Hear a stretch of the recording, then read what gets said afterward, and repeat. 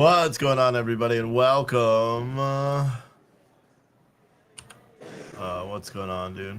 Something's going on with my computer this morning. I don't know what it is, but it's not working really well. I've already reset it. I'm not quite sure what is going on with it. Auto control center is what I'm looking for. Turn on these bad boys. All right, so I originally had planned to show, let me make sure audio is working. I had originally planned to show, yeah, it is, good.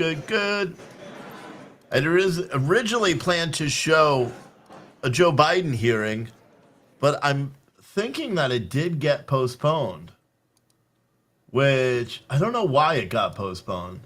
So the hearing on oversight and accountability was supposed to hold a hearing entitled "The Biden Family Investigation, the Department of the Treasury," with Jonathan Davidson, the Assistant Secretary for Legislative Affairs, who was supposed to testify this morning. However, it seems that hearing has been postponed.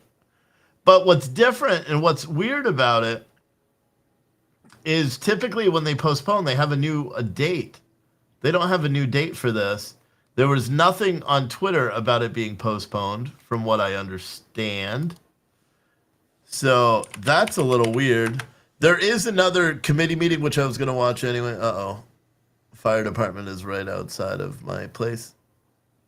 Ambulances. I wonder if there was an accident right there. They could be coming back here because they were here yesterday for one of the apartments upstairs. Oh no, that's the fire department going. Hold on, let me see what's going on.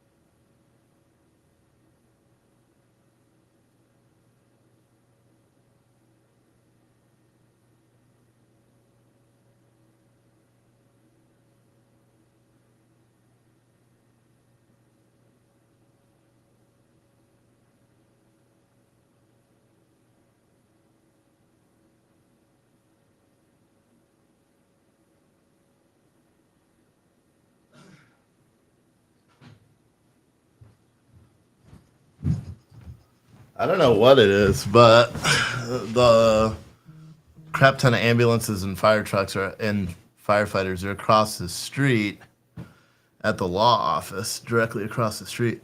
I just heard them. I heard something on one of the fire radios because I could hear them when they're out. That's how they're literally directly in front of my store. And they said something about the Charlie side of the building, which would be the back side from our side. So, I don't know. It doesn't look like there's any. Maybe someone drove into it or something like that. Because there's no smoke. It's definitely not a fire. But they're blocking down the roadway. So this is gonna be fun. Like if we were expecting to have, customers, well, it doesn't seem that we're going to today, because now they have like the entire road shut down. Just my life. Just my life. But yeah, so it doesn't know. Oh man, they got ladders out there and everything. What the hell is going on? Now I can't see anything because the whole road is all blocked by fire trucks. Ambulances, fire trucks. What the fuck happened? I bet someone drove into the back of the building. Like a senior citizen or something. That's the only thing I can guesstimate. I want to go spy. I want to go like grab. I wonder if I took the where is it? That camera and hooked it up to the wireless transmitter. If I mean, it's literally the front of my store. Whatever.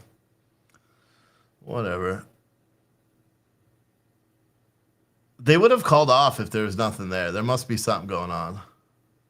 You guys want to listen to the scanner while we're waiting for these hearings? Here, let's listen. Man, dude. Small town stuff, man. It's pretty crazy. Let's see. Dun, dun, dun, dun, dun, dun, dun. Shenandoah County Public Safety. Ashley's biggest mattress event of the year. Well, wait. They're not leaving that quick. Typically, they would be outie. They would be outie if there's something. But they're not. They're kind of walking around fast like something happened. Let's listen. Hurry into your local. Still got a commercial going. Better sleep and savings only at Ashley. News is, yes, indeed, news is supposed to be coming up before the market opens at 9:30. Wagon 9 with 20901. So this is scanner traffic for whatever's going on across the street from my office right now. And I'm watching on a camera. Unfortunately, this camera, it doesn't feed into this.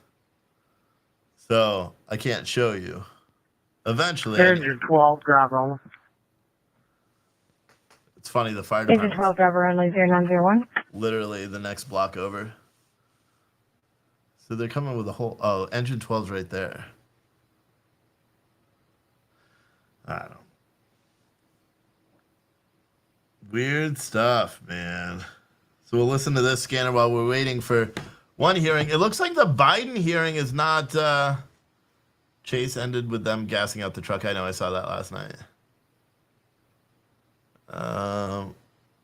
Jason said, is anybody else bombarded by ads can't even watch a 7-minute video without watching multiple ads? Are you talking about on Facebook and showing ads on my video? That's awesome. I hope so. I hope you have to see a lot of ads. I think you could still hear me though with the ads on Facebook. Curry and Mel said, this is why I love your show, because we can always hear something. Hell yeah, you can. 419.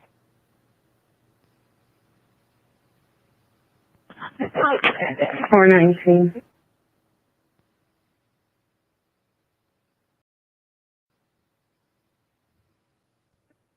Engine 12 dispatch. Be on scene. I'll be on the hydrant at Locust.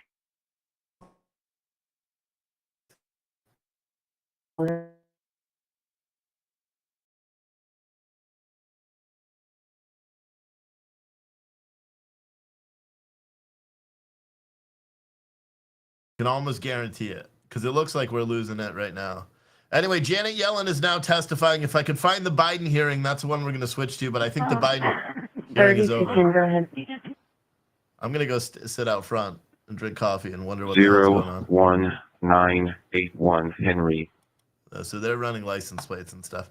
Anyway, let's cover this Janet Yellen new hearing. taxes and This is an important one, too. $6.9 trillion in new spending during a staggering debt crisis. The American people are struggling.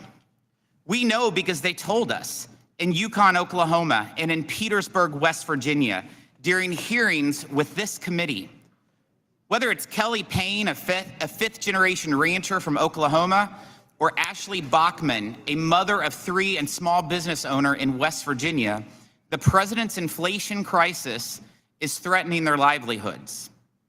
The president's budget means more pain, with $1.8 trillion in new taxes on Main Street businesses, many of which still have help wanted signs hanging in their windows because of the Democrat-fueled worker shortage.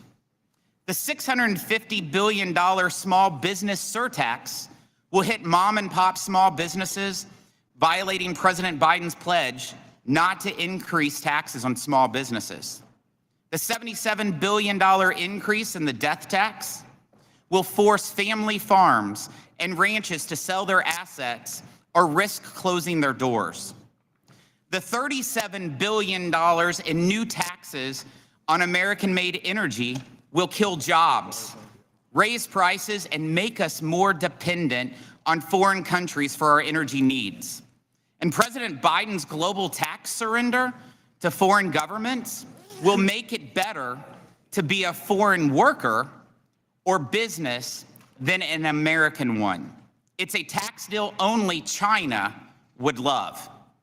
Working Americans are scratching their heads over how you'll enforce these taxes too. But I think your budget answers that question too. Democrats handed the IRS an $80 billion raise last year. Taxpayers are now asked in this budget to hand the IRS another $43.2 billion. I have to ask, is that a joke?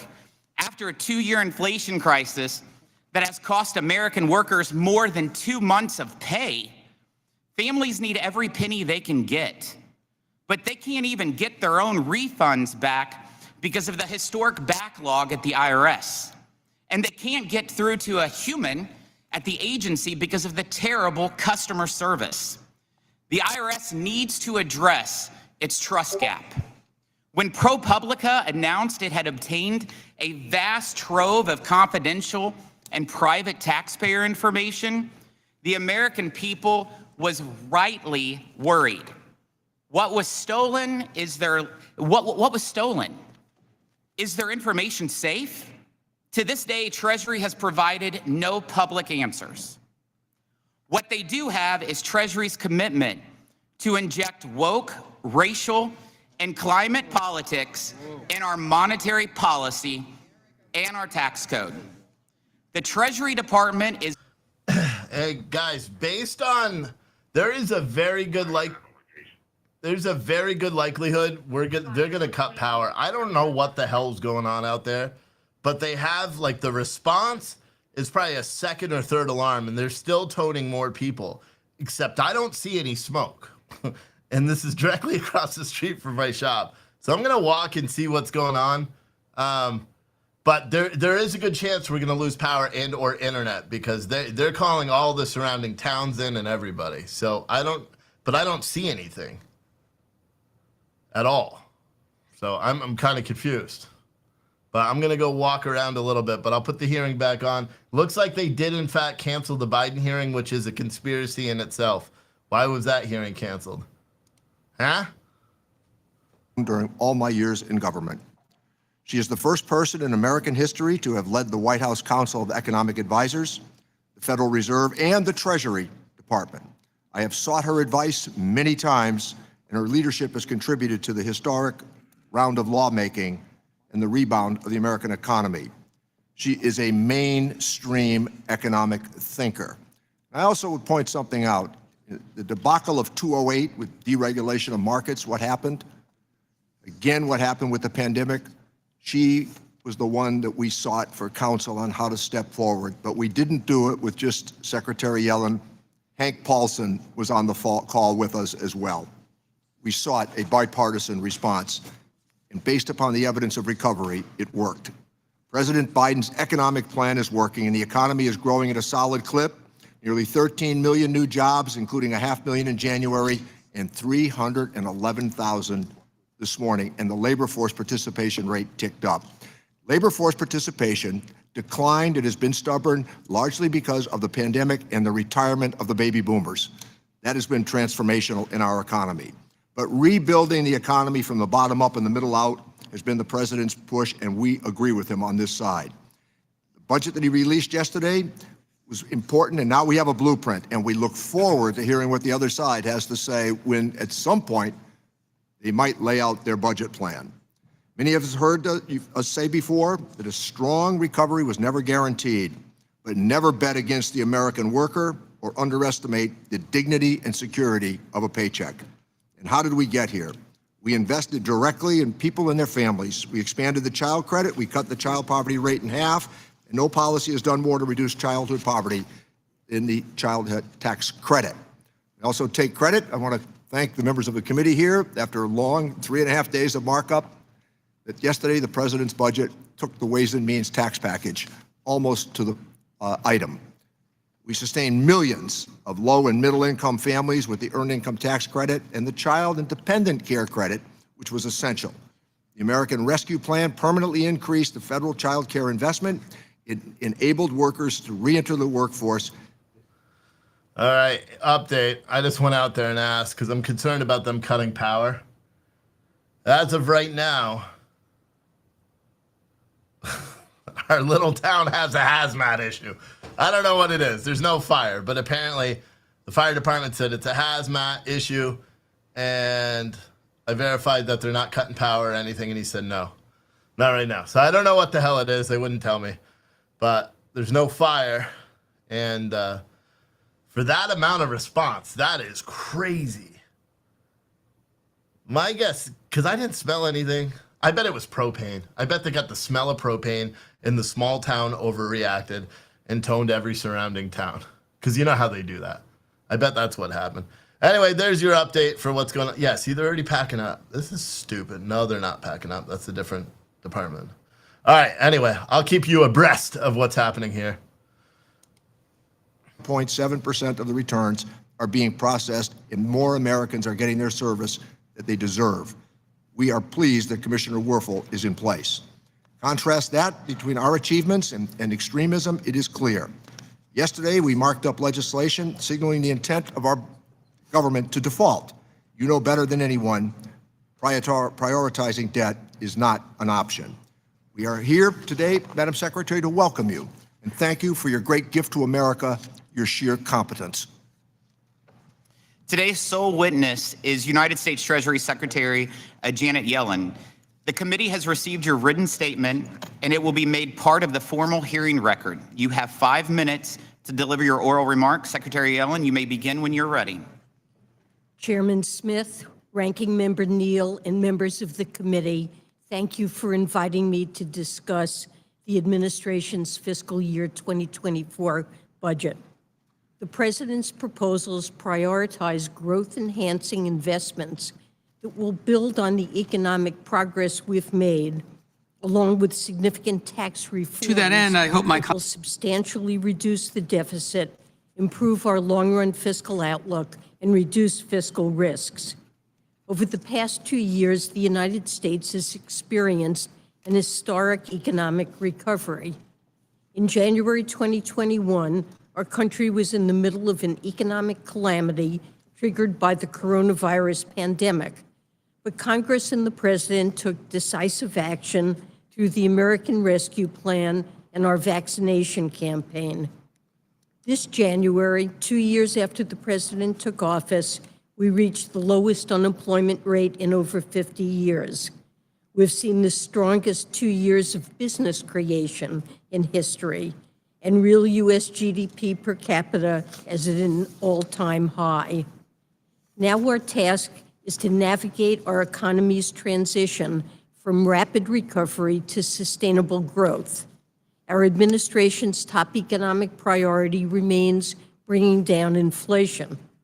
We've seen some moderation in headline inflation, but more work needs to be done.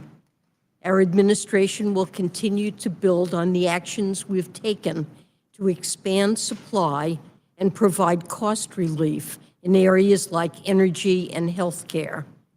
These actions have made a meaningful difference for American families. With your partnership, we've also laid a foundation for long-term economic growth through an approach that I call modern supply-side economics. This approach seeks to boost the economy's productive capacity by expanding the workforce and increasing productivity. In just the past 2 years alone, Congress passed 3 transformational laws: a generational investment in infrastructure, an historic expansion of American semiconductor manufacturing, and the largest investment in clean energy in our nation's history. A strategic priority for our administration this year is to work with you to effectively implement these laws. And we're seeing the early results. In just 7 months, we've seen a wave of tens of billions of dollars of investment in clean energy manufacturing across the country. And our new investment in the IRS is already paying off. Taxpayers are getting drastically improved customer service this year.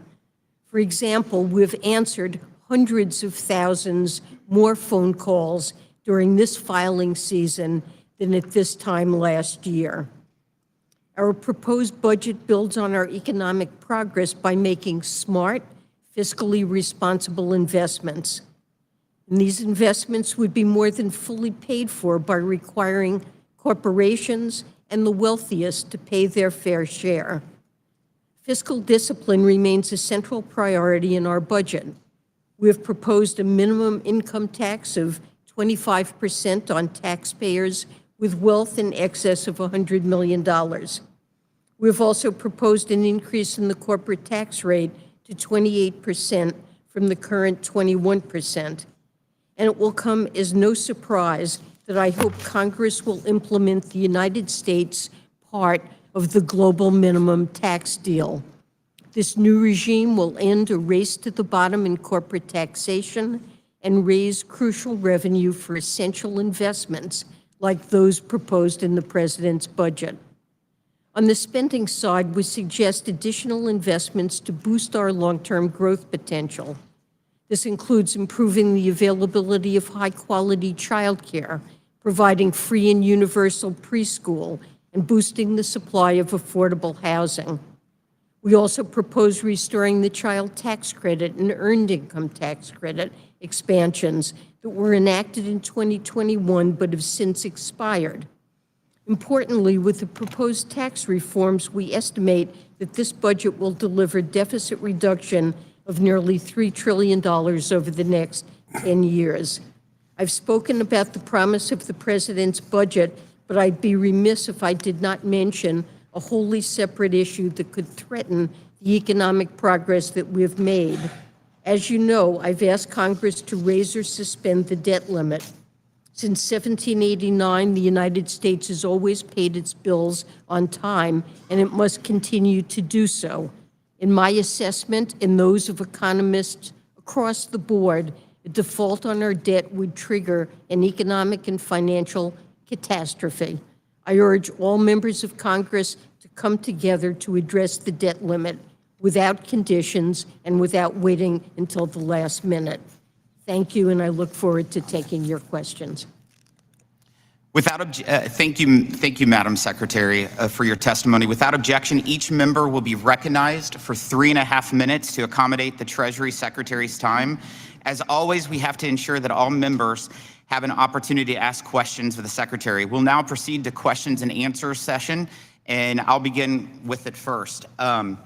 Yesterday, Secretary, I sent you a letter asking that you provide this committee with legislative language that would accomplish the $4.7 trillion in tax increases contained in your budget proposal within 30 days. The American people, they deserve to know exactly how the Biden administration plans to raise their taxes and the impacts those policies will have on them. So without objection, the letter is entered into the record that I sent you yesterday. So Secretary Yellen, will you commit to providing that legislative text within 30 days to the committee? Chairman Smith, yesterday, the Treasury Department published the so-called Green Book, giving a great deal of detail about all of the proposed changes on the revenue side in this year's budget. And I believe that provides the detail that is necessary to consider these proposals. The Treasury Department always stands ready to work with this committee and members of Congress on tax legislation as you consider it. And of course, we stand ready to do that. Yeah, I've looked at the Green Book, and we appreciate you all giving it to us yesterday afternoon. It does not provide the legislative text of the tax proposals of $4.7 trillion that your budget calls for. And so what we were asking for the legislative text, so you're not going to send us the legislative text in 30 days? I don't believe that has ever been done. I was just asking, usually, but if, okay. As I say, we stand ready to work with you as you consider particular proposals, and we'll certainly look at legislative language and give you our feedback. But if you will present the legislative text to us on your $4.7 trillion in tax proposals, we'd be happy to look at that. And we hope that since that's in your budget, you'll ask that. Last year, Democrats in Congress rammed through $80 billion in mandatory funding for the IRS after your department asked for it in conjunction with the president's first budget proposal. Your plan called for the IRS to monitor nearly every American bank account, to hire 87,000 new employees, and to audit over 1 million more Americans each year, with the majority falling on working class Americans. The IRS still hasn't given me the plan for the $80 billion and how that $80 billion will be spent, even though we have sent several letters. We've spoken on the phone about that. But that can't be right, Secretary Yellen, that you all don't have a plan yet. Your budget request that was submitted yesterday asked for $14.1 billion in annual appropriations for fiscal year 2024. But that's not all, Secretary. Buried on page 209 of that green book that you just highlighted, which explains your proposals, Treasury is asking for an additional $29.1 billion in mandatory funding to, quote, continue IRA-funded enforcement and compliance initiatives and investments. None of that money is dedicated to customer service or IT modernization. Obviously, you all have a plan. You're already funding enforcement and compliance initiatives that have not been disclosed to Congress and the American public. You already got $80 billion for the IRS. Now you want $43.2 billion more, all without explaining what will be done with the first $80 billion. The American people, they deserve to know how their hard-earned tax dollars are being spent and the impact that a supercharged IRS will have on them. So how many more IRS agents will this $43.2 billion get us? So first, let me say that the strategic operating plan that we have promised to deliver, we will deliver in the And you'll make coming that public weeks. to us. Yes, it will be provided to you. Thank you. In the coming weeks. And already we've taken very important steps to improve customer service. The IRS has hired 5,000 additional customer service representatives. I promised that the average level of service in answering taxpayer inquiries this tax season would rise to 85%. And while it varies from week to week, so far, we are certainly in that 80 to 90% range. Tax assistance centers are up and operating. Ones that had been closed due to lack of resources are in the process of being reopened. And many of these centers are open on Saturdays to provide help to consumers. Anyone this tax season, any American attempting to get help from the IRS is experiencing a very different environment. That's good. So, Secretary, audits is something that people really care about. Will there be increased audits on working class families with this new appropriations? I have directed already that IRA resources will not be used to increase the share of households or small businesses earning less than $400,000 or less that are audited relative to historic levels. And I promise and will ensure that that mandate will be met. And let's remember— So that's great news. That's great news, Secretary. That's one common thing that we will have. But part of our oversight duties will be make sure that there's not increased audits for small businesses and working families. I do want to go on.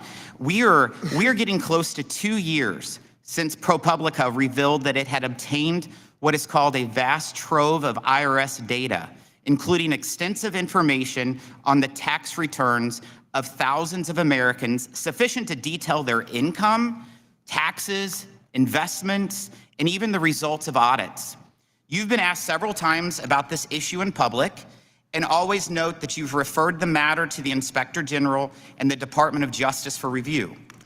You've also said previously that you take this very seriously, But this is not an issue that can be referred elsewhere and then completely ignored.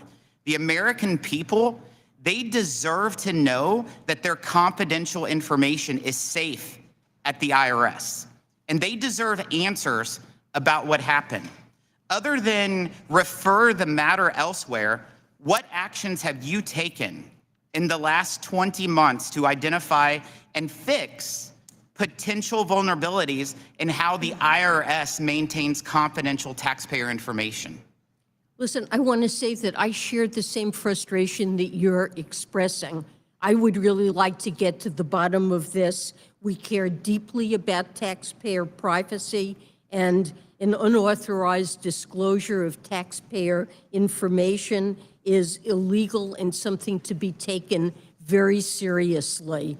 I'm frustrated because we have taken the actions that are appropriate, namely to refer this matter to the appropriate independent investigators, and that includes Treasury's Office of Inspector General, the Treasury Inspector General for Tax Administration, and the Department of Justice. All of these agencies conduct their investigations independently, and according to timelines they determine are necessary and appropriate for a complete investigation. I am waiting to see, just as you are, what the outcome of those investigations So you've done no are. internal audits within Treasury yourself to see if there might have been any kind of leak or any kind of vulnerabilities in protecting taxpayers' confidential information? These are the agencies that are independent, and So you're letting them do it? That's what is appropriate Okay, in this thank you, Madam situation. Secretary. As you know, we've established a portal to allow IRS employees to share information with this committee about any kind of conduct that's going on at the IRS that they think that we should know of, since we're the Committee of Jurisdiction for Oversight. I sent a letter to the IRS and asked that it be shared with all IRS employees. The agency has thus far refused to do so. That is completely unacceptable. IRS employees should know the options they have to report wrongdoing to Congress that they may witness at work. This is a simple issue. It's about basic transparency and accountability. Will you commit to sharing information about our IRS whistleblower portal with IRS employees? Well, I want to say that we have very strong whistleblower. No, that's what I've heard, but would you, my question is will you share our whistleblower with the IRS employees, yes or no? I think what is important is that IRS employees know what their full set of options are, and they certainly can report to this committee. They can report to other committees. But will you share this whistleblower information to your IRS employees, yes or no? I will make sure that they have the appropriate information, that they know what their obligations are and their full set of obligations and full set of So does that include this whistleblower hotline? Does that include this whistleblower hotline, that's something you'll share with them? I will make sure that they know all of the options that they have. Does that include this whistleblower hotline? It includes this committee, certainly. In this whistleblower hotline? It's yes or no. We'll make sure that they are aware. I hope that you do, for the sake of the American public and for the sake of your IRS employees. On February 16th of this year, President Biden issued an executive order on advancing racial equity through the federal government. That was on February 16th. Treasury Department officials have repeatedly said they want to design tax compliance around racial equity. These statements create the implication that the IRS should take into consideration race and gender in how it manages tax compliance and decides who to audit. But tax returns do not ask taxpayers to identify themselves by race. So the IRS doesn't even have the data on race. That's where the president's executive order comes in. The order instructs the federal government to apply an equity focus to several areas, including to, quote, prevent and remedy discrimination, including by protecting the public from various discrimination. It seems clear that this executive order is instructing the IRS to change its process to make audit decisions based on taxpayers' race. Secretary Yellen, do you think there is any circumstance where the IRS should consider a person's race or gender when deciding whether someone should be audited? The IRS doesn't know an individual's race, and we are certainly not proposing that race be reported on tax returns. However, the IRS does need to be careful to ensure that there is fairness in tax administration. And when studies like some that have recently been published suggest that algorithms that the IRS may be using are racially biased in the sense they are much more likely to audit, for example, taxpayers of color rather than others with exactly similar circumstances. It's important for the IRS to become aware of that and to make sure that the procedures that they use are fair. But that certainly does not mean looking at race and deciding to whom to audit. So in regards to audits and fairness, you'll never use race or gender in deciding audits? Race is not available, and as I said, it's important for the IRS to make sure that their tax administration So if race is isn't fair. if race isn't available, your statement about the algorithmics that goes after racial preferences. Well, the investigators were able to infer that the algorithm had that impact in spite of the fact that they weren't certain what the race was of any particular individual. They used methods to infer that. And this is a more general matter that algorithms are often used. They're sometimes used by those who provide credit. They're not based on race, but it may turn out that they are indirectly and unintentionally using race, and it's important to understand and correct that when it's occurring. Without objection, the president's executive order is entered into the record, and I recognize the gentleman from Massachusetts. So, Madam Secretary, I'm only going to ask you to use your time to explain some of those positions. I know you have to get out of here, but I want to make sure everybody gets a chance to ask a question on both sides this morning. That's really important. I've questioned Treasury Secretaries back to Nick Brady.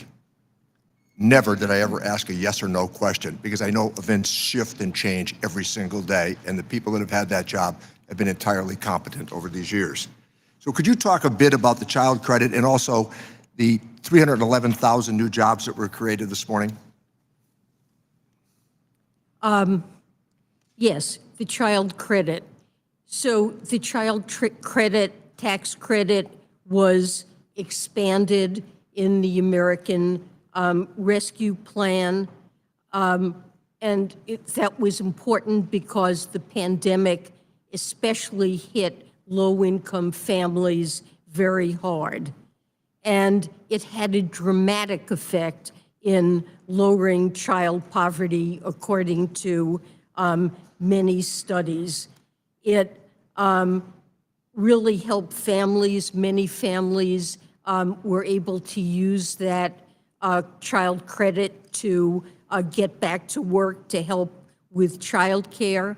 The great majority of families that received the child tax credit are working families. Others were seniors taking care of a grandchild or sometimes children with disabilities, and it had a dramatic effect in helping families that were impacted by the pandemic.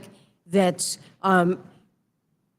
the president believes that this is something that should be in place permanently, and his budget recommends reinstating the credit on the terms it existed in the ARP. You mentioned about this morning's employment report. It showed 311,000 jobs this morning. In spite of that, the unemployment rate ticked up slightly to 3.6%. How to reconcile those two disparate facts? I guess I would point out that there was an increase, the labor force participation rate moved up just a tad, which is always encouraging to see people coming back into the labor force. At this point, the labor force participation rates for both adult men and women have exceeded their pre-pandemic highs. And so when more people come into the labor force, that loosens conditions ever so slightly, takes some of the, helps address some of the supply-demand imbalance in the labor market while creating lots of jobs. So what we're seeing here is a continued, very strong labor market, putting Americans back to work. Thank you, Madam Secretary. And we are always delighted to have the Treasury Secretary in front of the Ways and Means Committee, understanding that you are a successor to Hamilton. Thank you. Thank you. I look at his picture in my office every day. The gentleman from Florida, Mr. Buchanan's recognized. Madam Secretary, thanks for being here today. My concern is when you look back over the last 20 years, over $20 trillion in debt. So I want to talk to you a little bit about the balance sheet. Also, this financial report that gets put out last couple of years, you signed it.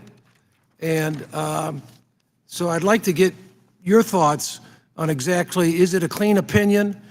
What you said, it's unsustainable, the financial path that we're on. That's what you mentioned in the report.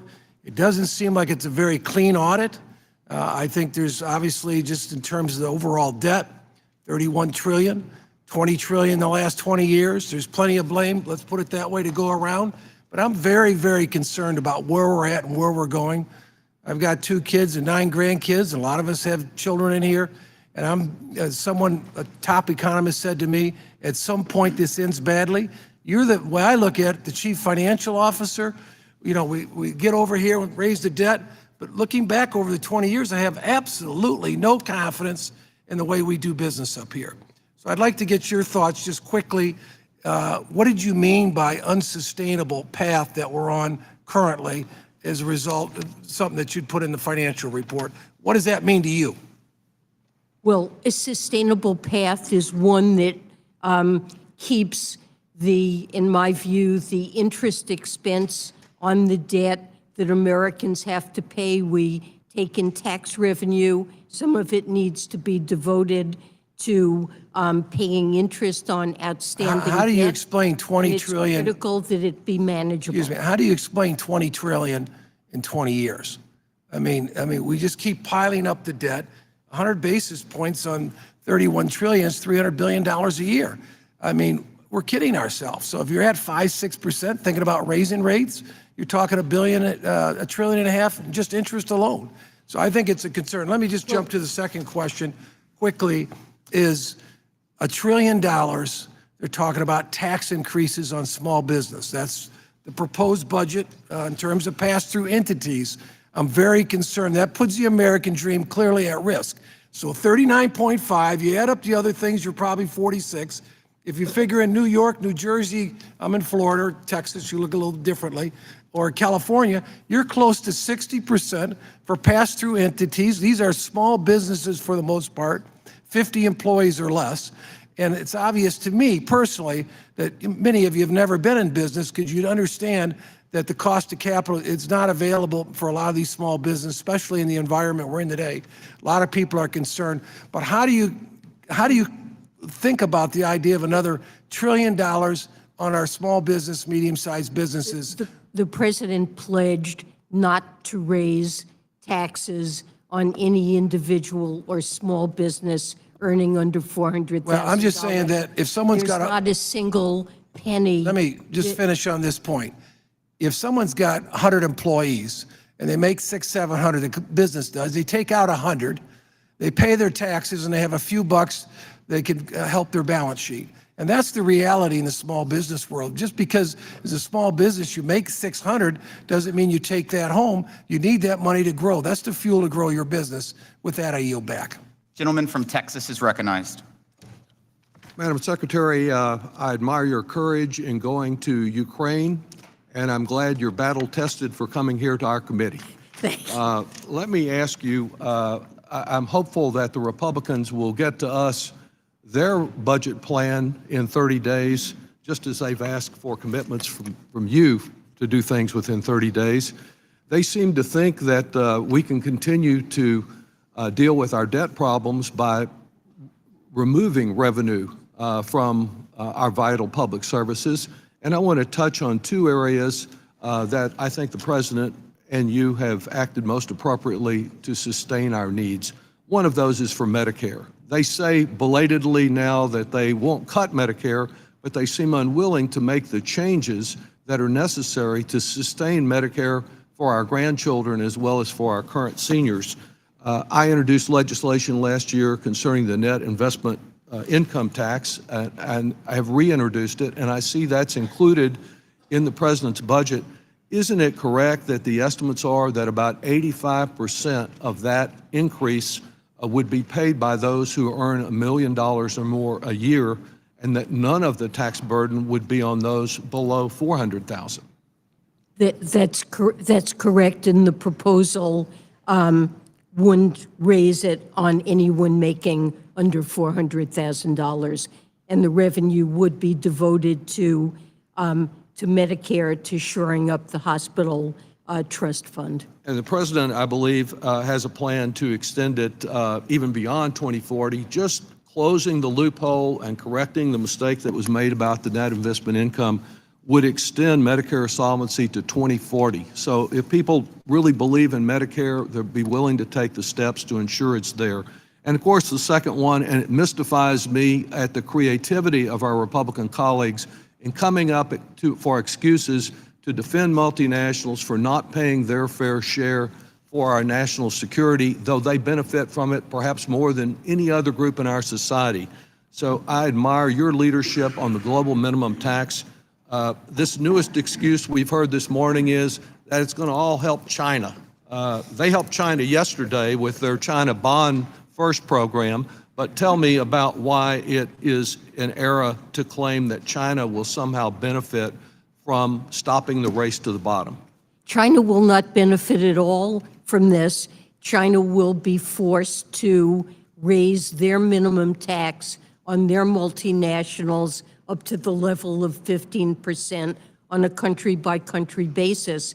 And China has signed on to the agreement, but if for any reason China failed to enact this tax and put it in place, there's an enforcement mechanism built into this agreement by which the United States or other countries in which Chinese firms do business, where they have subsidiaries doing business, we would impose a top-up tax on Chinese corporations operating in the United States or in Europe, where they've already put the tax into place. So if China doesn't tax these firms, their multinationals, we will do it and we'll keep the tax revenue.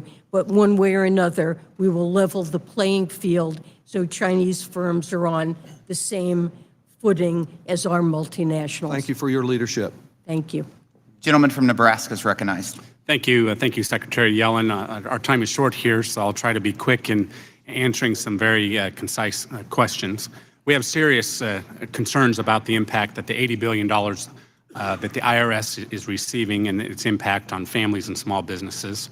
There are concerns about the funding stemming from the fact that we're working from disparate statements from the administration. So I'm glad you're here to help clarify.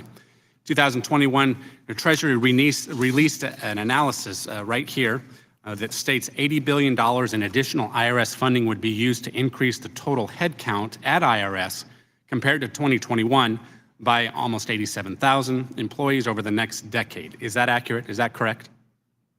The vast majority of those hires are to replace attrition, people who would be retiring.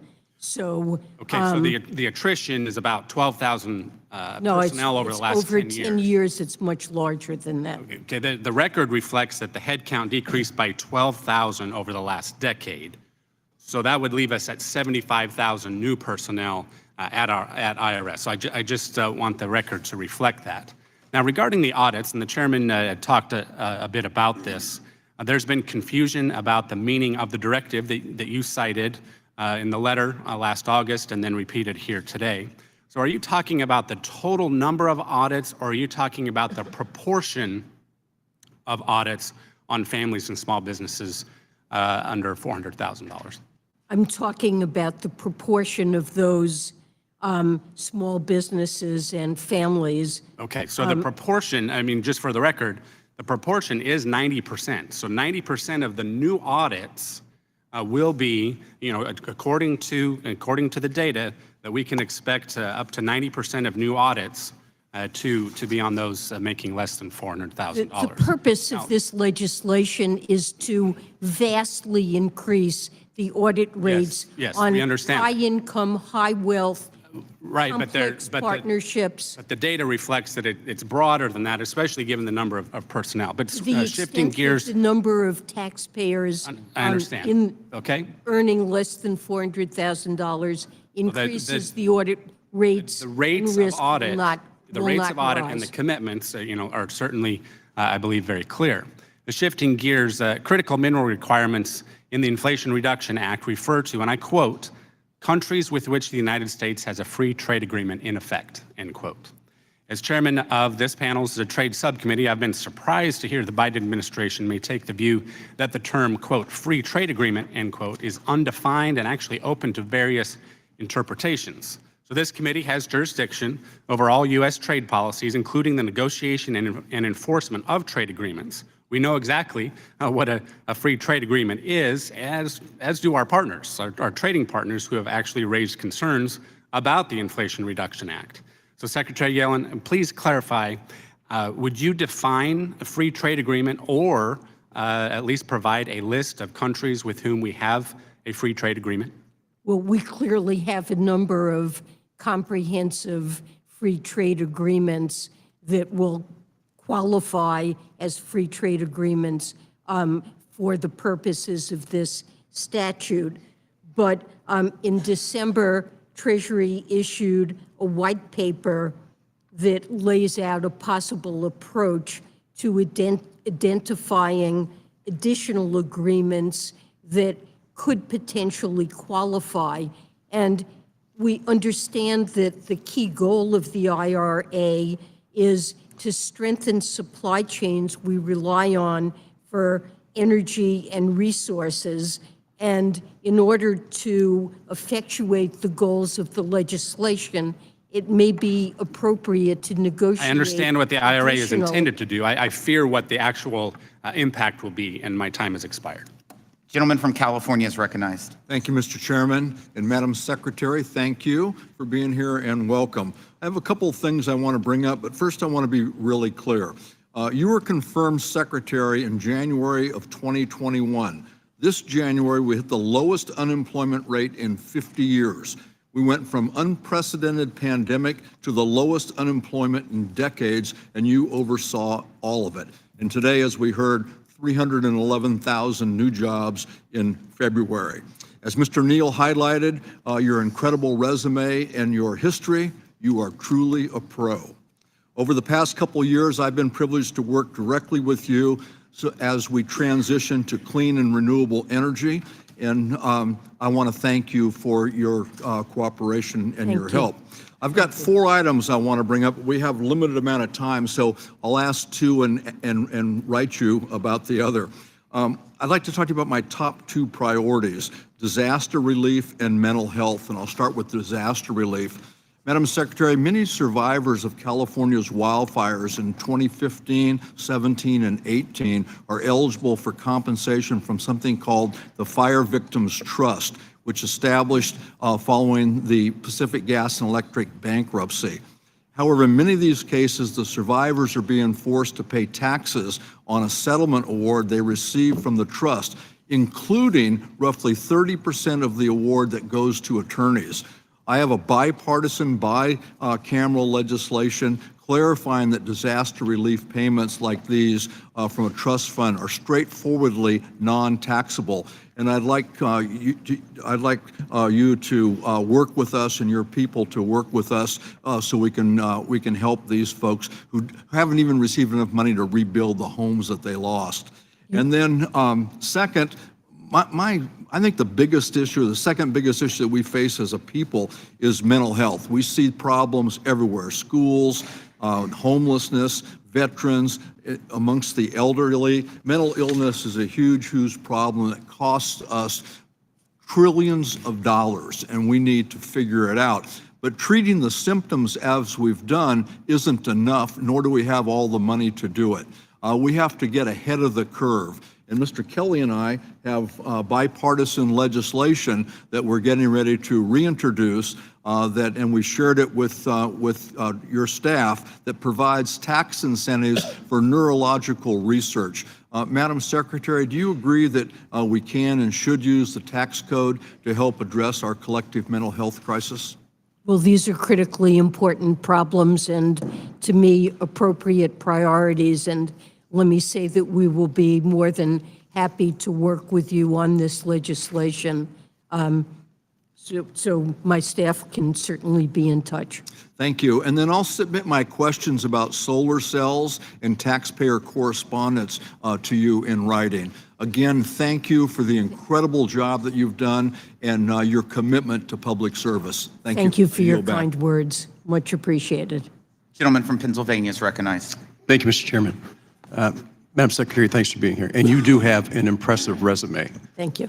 And your dedication to the public and trying to do everything you can when it comes to the economy is really great. I got to tell you, I live at a much different level. And there's an old saying, if you can't convince them, confuse them.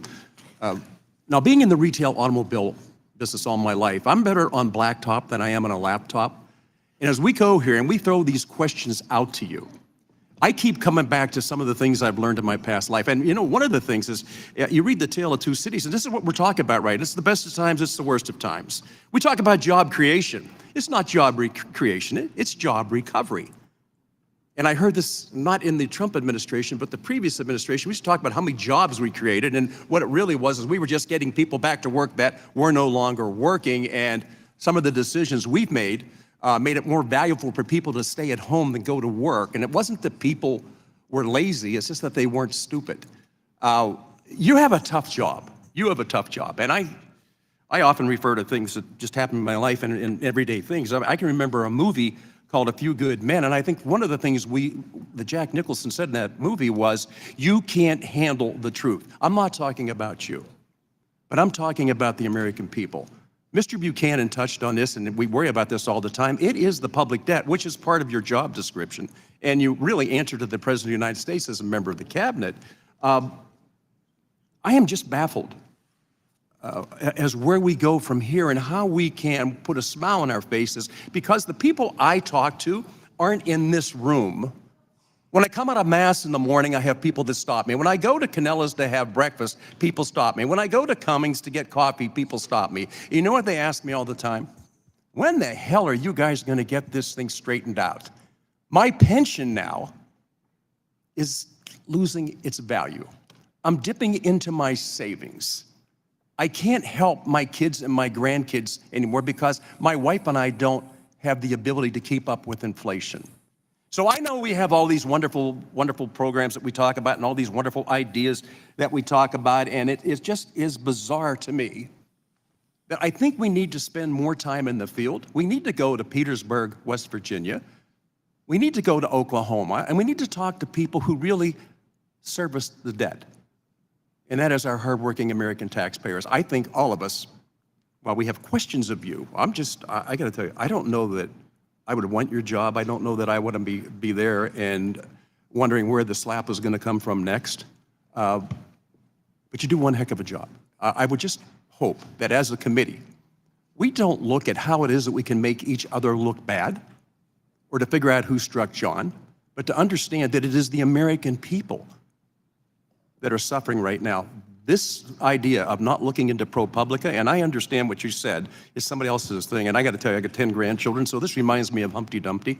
Humpty Dumpty sat in a wall. Humpty Dumpty had a great fall. All the king's horses and all the king's men couldn't put Humpty Dumpty back together again. So you just outlined for us the number of offices, the number of people we have to get to a simple answer is who the hell put the information out there? How did they get this information? And the longer we stay away from an answer, the faith, the trust, and the confidence of the American people in this institution is withering and dying on the vine. I would just suggest to all of us, I don't give a shit if you wear a red hat or a blue hat. Wear something that's red, white, and blue and look at how it is that you represent back home. Because I love sitting here and listening to all the testimony. What I have a hard time is when I go back home and saying, we're working on it. We just don't know who's going to answer the question for you. Thank you so much. I appreciate you being here. Your patience and your dedication to this country is phenomenal. Thank you, ma'am. Gentleman from Connecticut's recognized. Thank you, Mr. Chairman.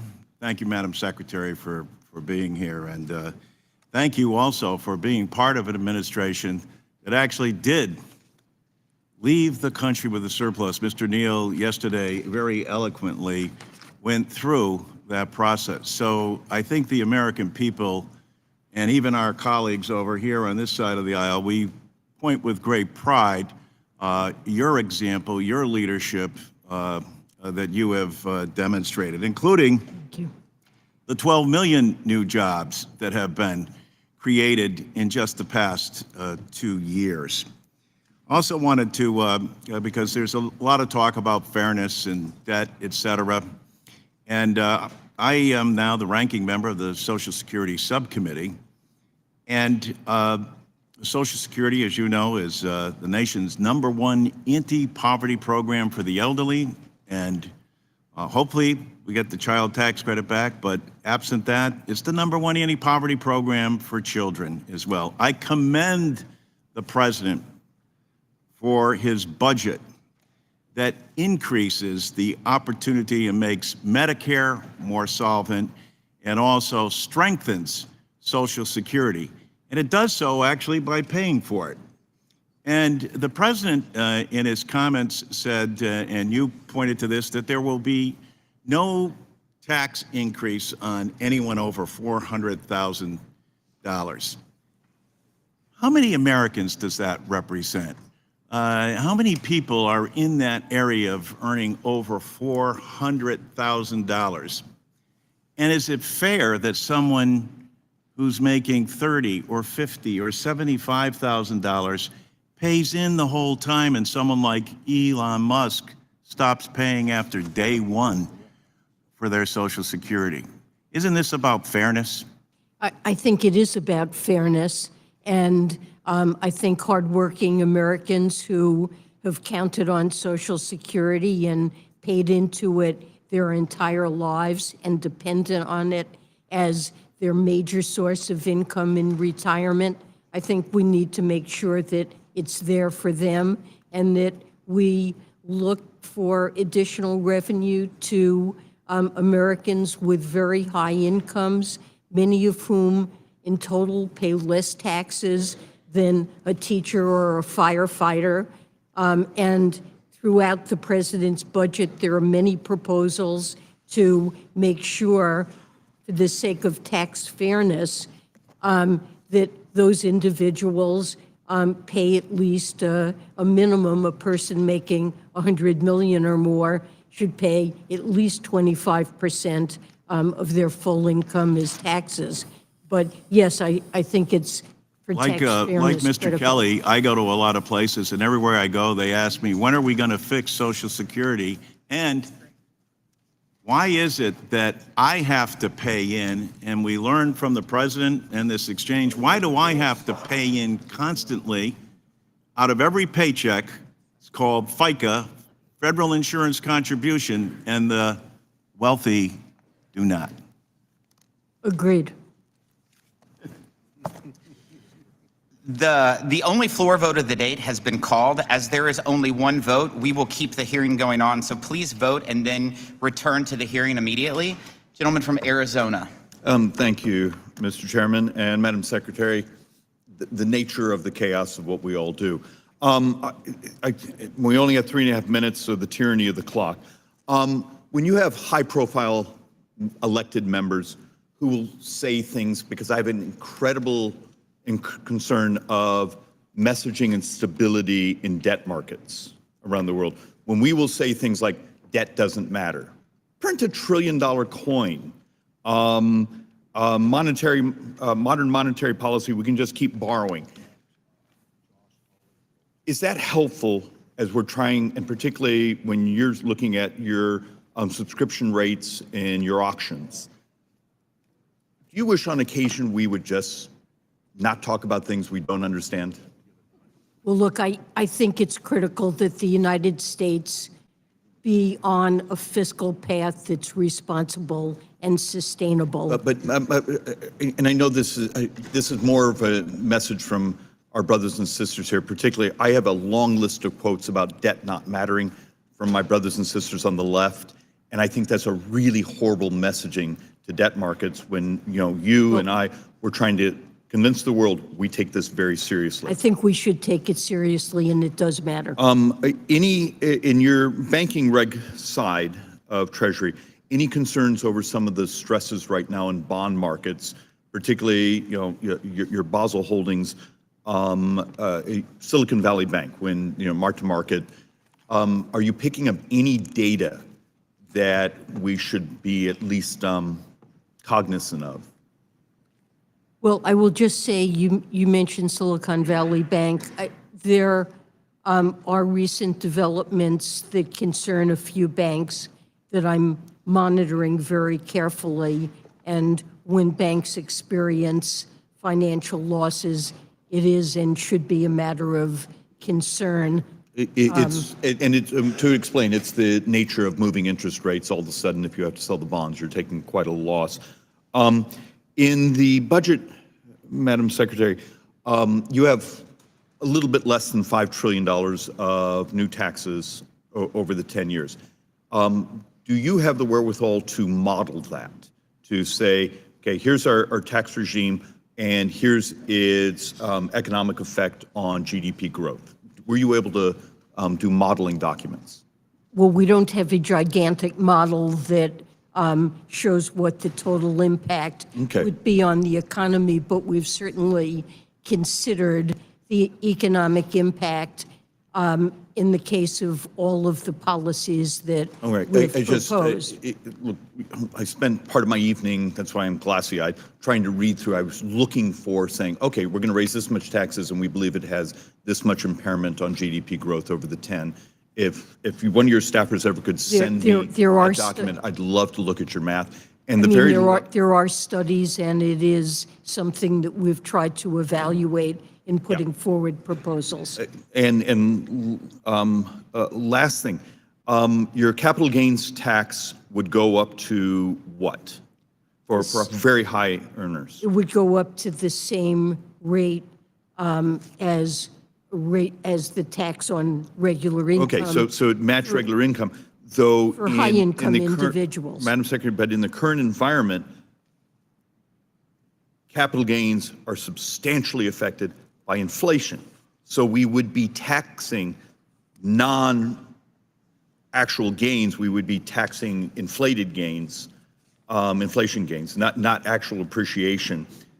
Should we actually do an adjustment for inflation on those capital gains taxes? It's something certainly to consider. I mean, our tax code is in general not inflation adjusted. neutral. All right. And, you know, this is an area that maybe requires some Thank you, thought. Madam Secretary, and thank you for your patience, Mr. Chairman. Thank you, Representative. Gentleman from Oregon. Thank you, Mr. Chairman. And thank you, Madam Secretary, for being here. When I consider the tone with which you were greeted, I'm amazed that you are willing to come back and your patience. It's not just your resume, it's your performance. You have one of the most difficult jobs in America, and every American has a stake in your success. Thank you. Yesterday's action by this committee, coming up with this fantasy that somehow the IRS can prioritize 1.28 billion payments a year to try and sidestep our responsibility to raise the debt limit.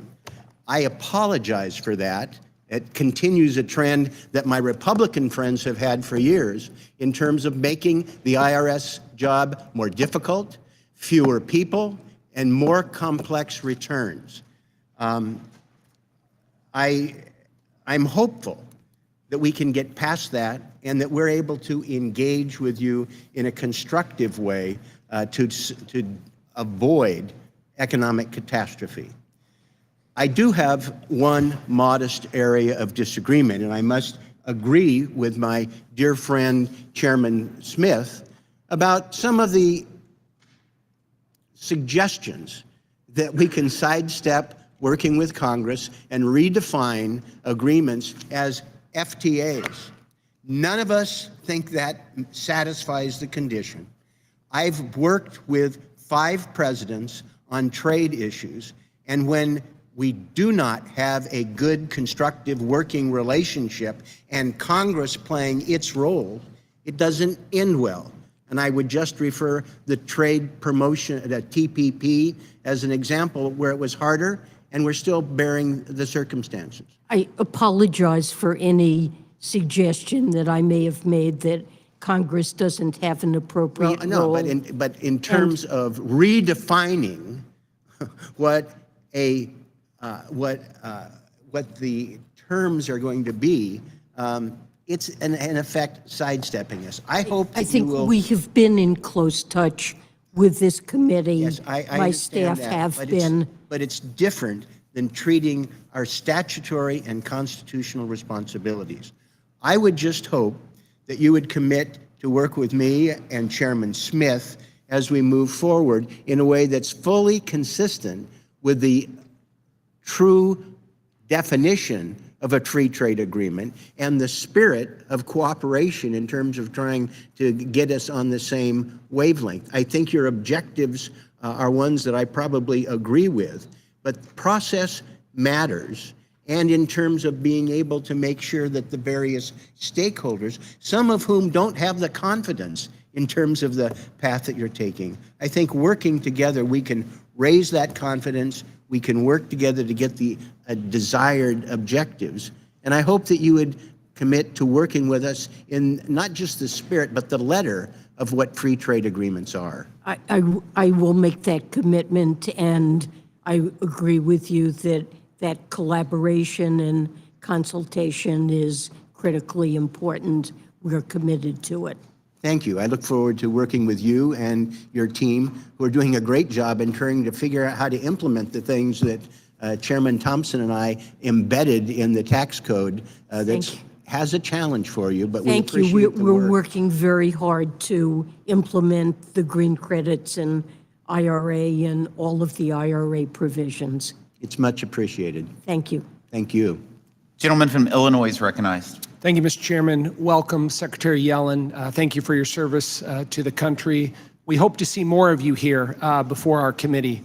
I have a question for you, but before I do that, I do want to express to you how extremely disappointed I am in the administration's budget proposal released yesterday. As I think about the 750,000 constituents that I represent in Central Illinois and Northwest Illinois, I can tell you that their priorities are vastly different than what's reflected in the administration's budget proposal. Just to highlight a few things, eliminating the stepped-up basis would really crush family farms in my district and family-owned businesses. quadrupling the recently created stock buyback tax, which will hurt Americans with 401k plans and pensions, is in there, and expanding the net investment income tax on small businesses that are still struggling with high inflation and workforce shortages, again, is disappointing when I look at the budget. It is clear that many of the real challenges that Americans are facing are not being heard by this administration and in this budget.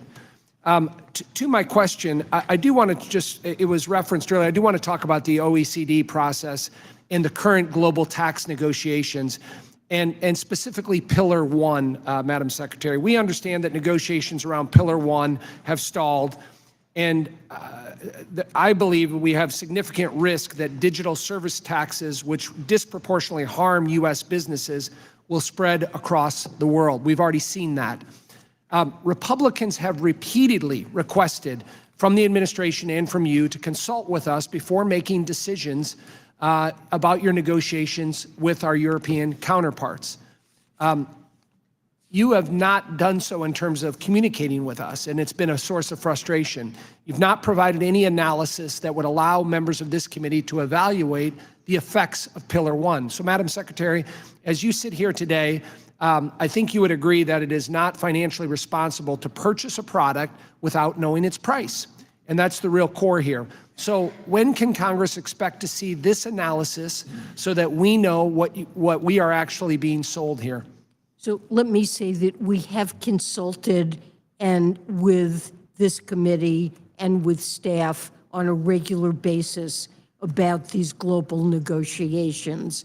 So we are keeping staff of this committee, our staff is keeping committee staff well informed. Well, reclaiming my time on just on that point, Madam Secretary, we are looking for an analysis. I would love to have, if you have an analysis here today, you can supply us. Let me respond on that point. What we've said is that we stand to gain substantially in Pillar 1 because we're a very large market jurisdiction, and that means that we will get increased taxing power. However, there are also provisions on which we will lose, and it's a very fine balance.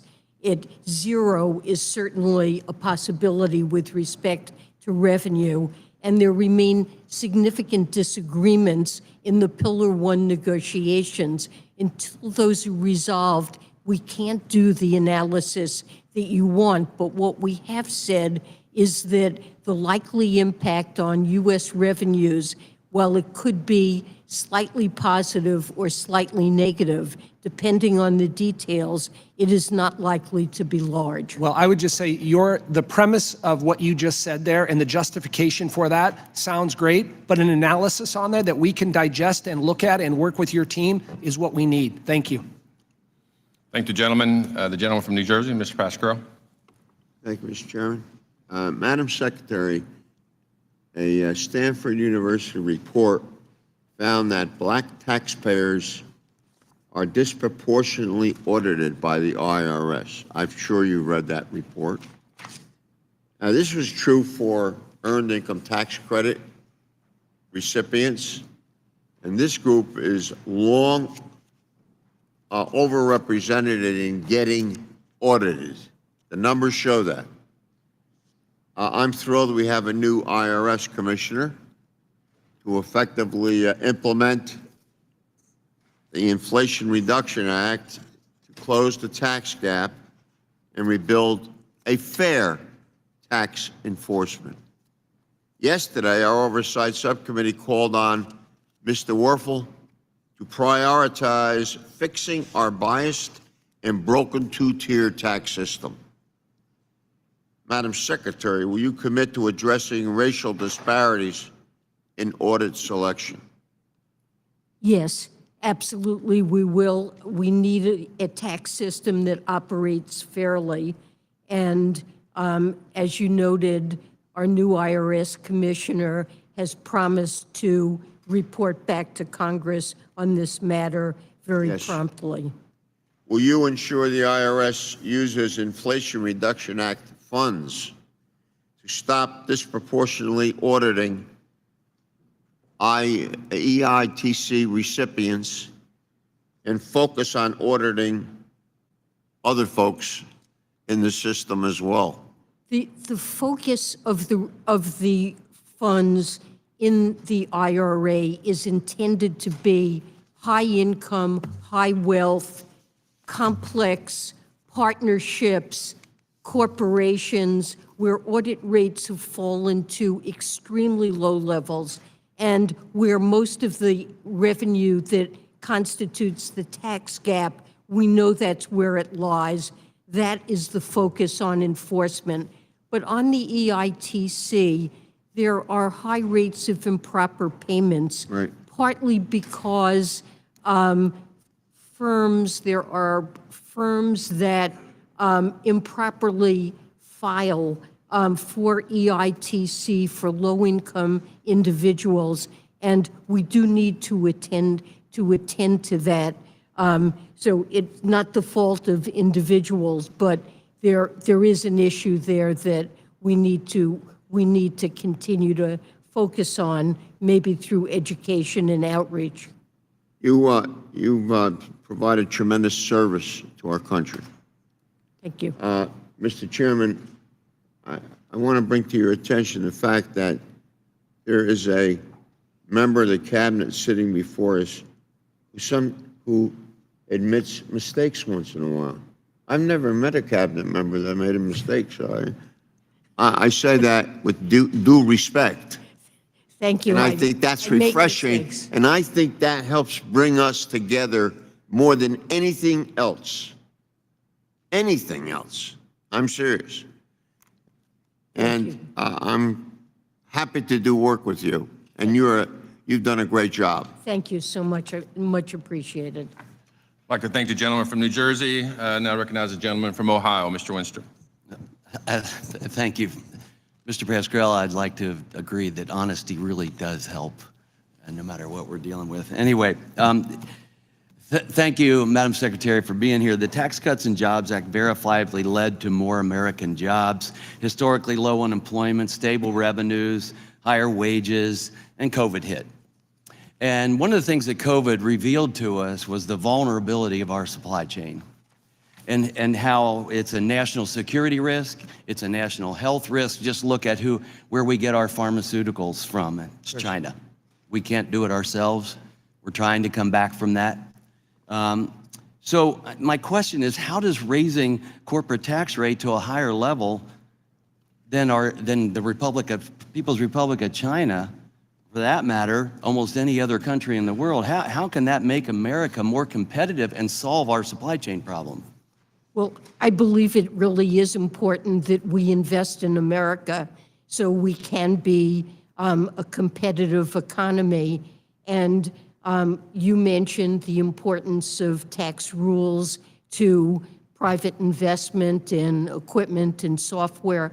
But I guess I would point out, and this is what I mean when I use the term modern supply side economics, there are quite a few other kinds of investments that are relevant to our productivity and competitiveness, and we also need to focus on those.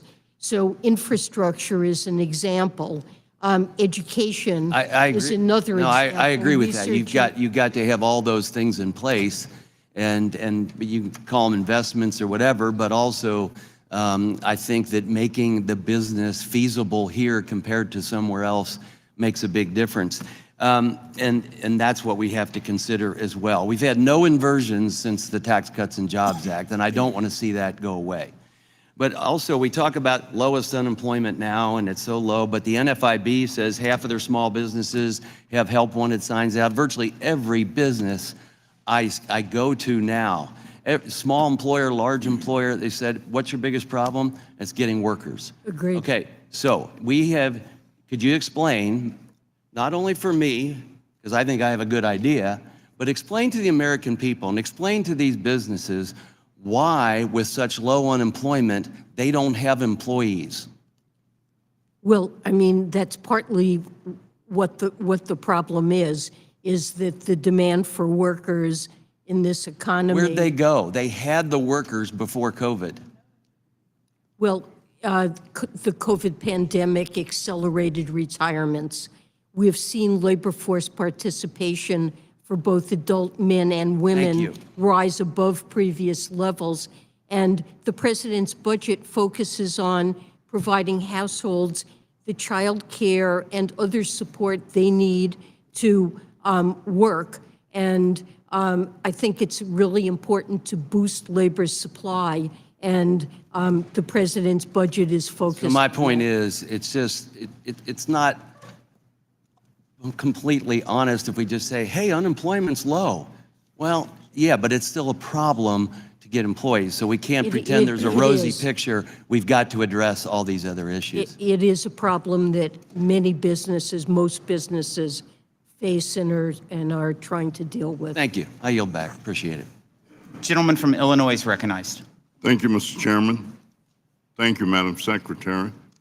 And I thank President Biden for prioritizing policies that would provide meaningful relief to Americans, both young and old. I deeply appreciate the recognition that making the adoption tax credit refundable is essential to removing income as a barrier to adoption. I thank the President for advancing an even greater child tax credit to lift even more children out of poverty. The CTC was a lifetime in my communities, and its absence makes children more vulnerable.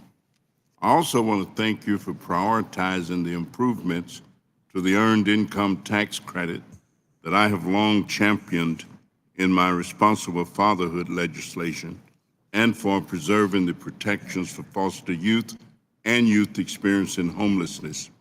I thank you for permanently ending the taxation of forgiven student debt and for all the other policies that would make our country stronger.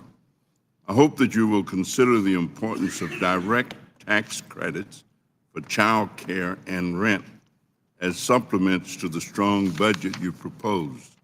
As we saw with the modernized child-dependent tax credit in 2021, direct tax credits serve as an essential tool for helping every eligible working parent or cost-burdened renter given the limited availability of other assistance such as vouchers or low-income housing. And finally, like other systems in our country, the seemingly race-neutral tax policies and audit practices have a substantial disproportionate impact on taxpayers of color. So I hope to work with you to identify legislation that would collect key demographic information about taxpayers to better understand racial and gender equity. And I thank you very much. Thank you very much. Do you yield? No, I will yield, of course, for the Secretary. Oh, well, certainly the president supports the child tax credit and earned income tax credit, and would work with you to consider the child independent care credit, which was passed earlier by Congress, but by the House, but isn't in the Green Book proposals, but would certainly look to work with you on that. Well, thank you for all of your accomplishments. It's certainly a strong budget, and we look forward to continuing to work to make it even stronger. Thank you very much, and I yield back. Gentleman from Texas is recognized. Thank you, Mr. Chairman. Thank you, Madam Secretary. I'm the budget chairman, and we will have a budget. My Democrat colleagues, the last 4 years, did not have a budget. So it's rich when I hear them talk about us presenting a budget. Second thing I want the American people to know is y'all sent your budget late, and so the process is delayed. And we're going to take our time, and I hope you appreciate this, to unpack what's in this massive budget proposal. We're going to analyze it, and we're going to lay it out for the American people. So that will be the process. We will have a budget, and we will be able to compare not just the numbers, but the priorities, the policies, the values, and the vision that we differ on for the future of this country. Quick question, if you could, just a yes or no on this. Does the amount of government spending that we have been pushing out over the last couple of years, about $10 trillion, six of that is borrowed money, that's adding to the debt, about $6 trillion. Does that, has that contributed to this 15 consecutive months of record inflation? And as you I'm sure are aware, inflation that is cutting the budgets of our working families, really devastating poor people and seniors on a fixed income. But is spending contributed to that? Federal government spending contributed to that, yes or no? Well, I believe that was critically important support to make sure we didn't end up with a scarred labor force at a time when the risk was we could see. So is that a yes, that has spending contributed to inflation? Just yes or no? Forget your reasons why. You make that case to the American people. I'll say that the American Rescue Plan that was Democrat supported, no Republicans, jammed through, was more about bailing out union pensions and paying teachers' unions for schools that never opened to our children. We can debate that point. Well, I Does think spending contribute to inflation? I believe that most of the inflation we've experienced reflects disruptions from the pandemic, the supply side of the economy. Madam Secretary, please, and with all due respect, I ask for a simple answer. The American people know that the spending that has flooded the marketplace has created this gap in supply and demand, and it is punishing as the worst of regressive taxes on all Americans. And here's the insulting thing, and again, with all due respect, this is insulting, that your budget, the president's budget, increases spending. The budget has the highest sustained levels of spending, taxes, and deficits in the history of the United States of America. Now, I will finish on this. You've requested $100 billion more in just discretionary spending. If you do the average amount of spending that you all have requested in the last 3 years, the actual and the requested, we'd be $3 trillion over the $20 trillion that CBO's projecting. It's bankrupting the country, and it's insulting that your budget comes back, your proposal is more of the same. I'm sorry, there's $3 trillion of deficit reduction over Nobody the next believes 10 that. years in this budget. I appreciate that There on are paper. ways, it's one thing to spend when you don't pay for it, and it's another thing to spend when you do, and there are revenue raisers in this budget that more than finance the additional spending. Y'all have that's added $6 proposed. trillion to the debt, and even if I believe what you put on paper, you're taking off half of that. Only half of the $6 trillion you've added, as if you're trying to give a gift back to them. Here's half of your money back. We're going to help save the country by giving half the money that we borrowed on the backs of our children. I just don't believe it, and I look forward to more conversations, and I appreciate your service. Recognize the gentlelady from California. Thank you. Secretary Yellen, thank you so much for joining us here this morning. You have a long and distinguished resume and career, and you are doing a terrific job. We applaud you. I'm sure that as a woman working in a traditionally dominated male field, you're probably no stranger to breaking firsts and paving the way for other women, which is why during Women's History Month, it's disappointing to see some of my colleagues talk down to you, use profanity, and not allow you to finish your answers here at this hearing. And I think it's important to call out that kind of behavior. I want to refute a point that several of my colleagues have made with respect to the lack of workers, that somehow my Republican colleagues want to blame the Democrats for. I want to remind my colleagues of a few salient points about the worker shortage. Number one is that prior to the pandemic, we had worker shortages. When I used to meet regularly with my small business owners, they identified that as the number one problem that they were experiencing.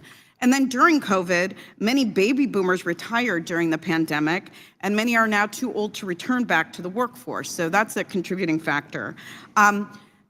Additionally, the birth rate in the United States has been falling for years, and it's not at replacement rate now. So we don't have the workers coming up because we simply have a lower birth rate.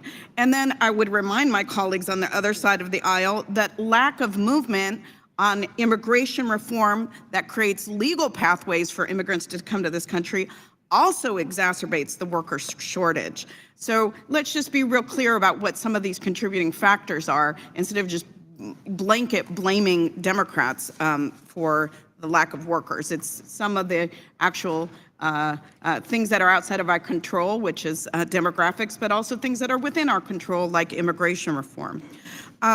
Secretary Yellen, I wanted to ask you about the Inflation Reduction Act, because Treasury has embarked on some critical mineral agreements with Japan and the European Union.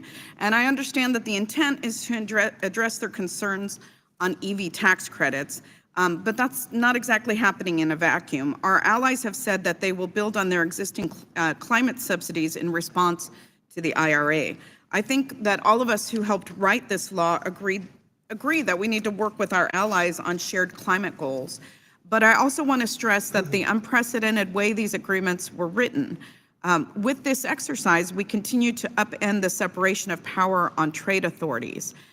These agreements have been written in a manner that gives the Secretary the power to guarantee specific tax cuts with USTR signing off on your behalf. So I want to focus on those agreements and how they'll affect the domestic union supply chains that we're trying to foster as our partners try to expand their investments. Madam Secretary, California is home to one of the largest untapped lithium reserves in the world, which is close to... Well, okay, I'll give you guys all a break from this rhetoric. Sorry, I was away for a long time. Because here's the problem with owning a coffee shop, all right? People come in, and I tell them what I do. I give them the spiel.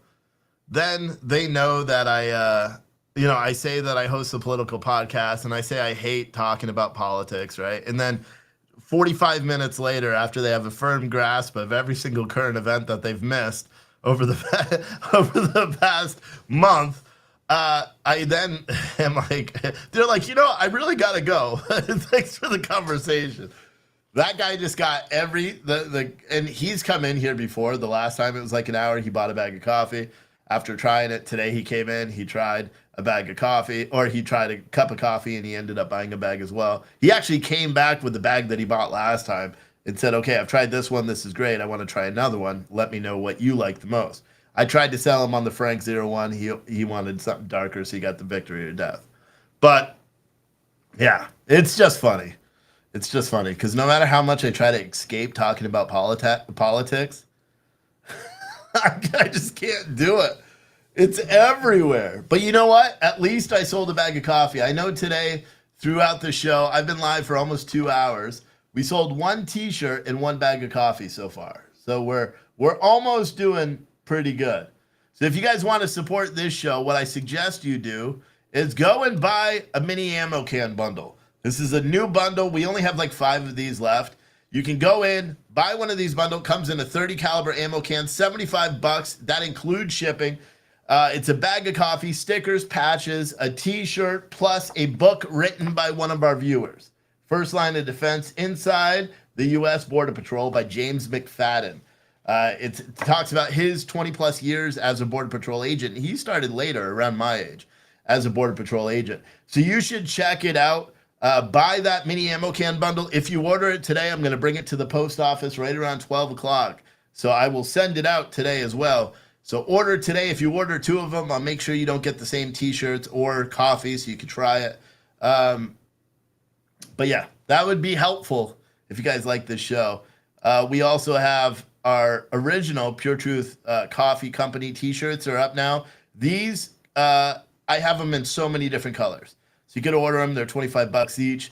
We've got the Boy Are We Screwed long sleeve moisture wicking T-shirt, which you can, or long sleeve. We also have a regular non-moisture wicking. We also have hoodies and T-shirts, and I think a mug with that chef Boy Are We Screwed with Joe Biden, his face as the chef. Obviously, we still have our pre-sale for the coffee bug out bags, and then the hoodie, like I'm wearing right now. This very plain logo. I'm gonna order one. I'm gonna make another one that's where this logo is in red.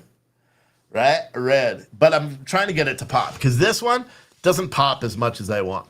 It's kind of like a brownish to me, even though it looks okay right there, but it's a little bit brownish. I want it to pop more. Anyway, I'll shut up now and go back to this hearing. I appreciate all of you guys going. Hopefully some of you guys are going and making a purchase. Again, this is how I make the money during the show, is you guys buying t-shirts or buying a bag of coffee, whatever, Cash App, Super Chats, whatever. That's how I'm able to do this every day. So I appreciate everyone else that is doing it.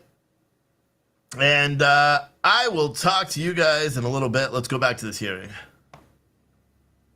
Importing treasure from around the world to the United States of America. Let's get that. And I don't think that we should give up one dime of our U.S. revenue to foreign countries with this.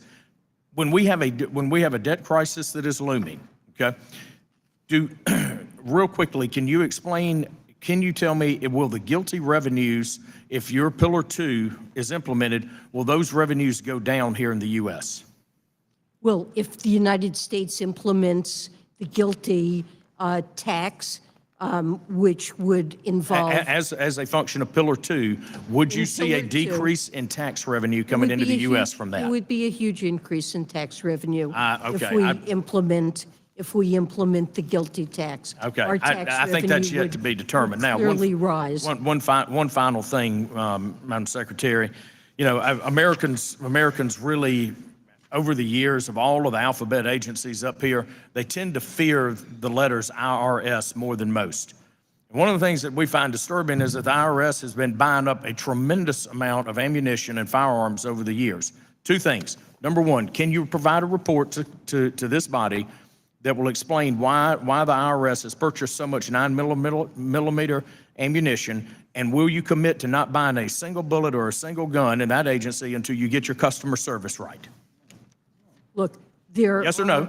Will you look into that? No, I won't, because... Okay, thank you, Madam. My time has expired. Mr. Chairman, I yield back. Thank you. Gentleman from Kansas is recognized.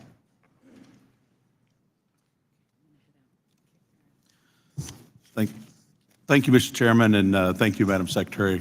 Over here, we're doing 2 for 1. I'm sorry. Thank you, Madam Secretary, for joining us today. You know, as we were meeting today, you know, we just got the administration's budget yesterday and tried to dig through the numbers and get an understanding. But, you know, just from top line, over the next 10 years, we're spending $8.2 trillion in spending. We're raising in revenue, or bringing in revenue, $65 trillion, which equates to a corresponding deficit of $17 trillion. Now, I know you said that we're having a $3 trillion cut in the deficit, but just because we're not making a $20 trillion deficit, it's still a $17 trillion increase over the 10-year period.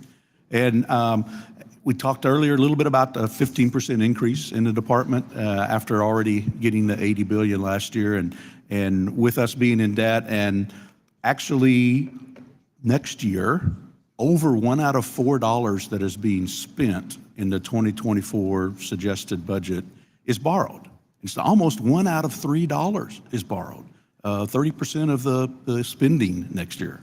So today I want to focus a little bit and follow up a little bit on my colleague from Georgia who talked about the OECD and particularly talked a little bit about the OECD Pillar 2 and the impact on the U.S. competitiveness in the world. And what's being negotiated is some radical changes in the international tax system. And we've sent a letter to my office, or there was a letter that you sent back to my office indicating you look forward to working with us to implement this. I can tell you that Congress isn't in favor of this.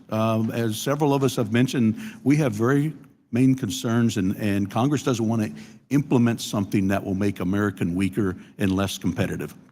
So, you know, last year, the Democrat majority in Congress wouldn't even pass the Pillar 1 or the Pillar 2 and the OECD provisions. So have you informed the other countries that we're negotiating with that, you know, it wouldn't pass last year and it's probably not going to pass under a Republican Congress this year? My understanding is that there were members of Congress that did not want the United States to go first in implementing a 15% minimum tax country by country. We already have a 10.5% guilty or minimum tax on earnings of American multinationals abroad.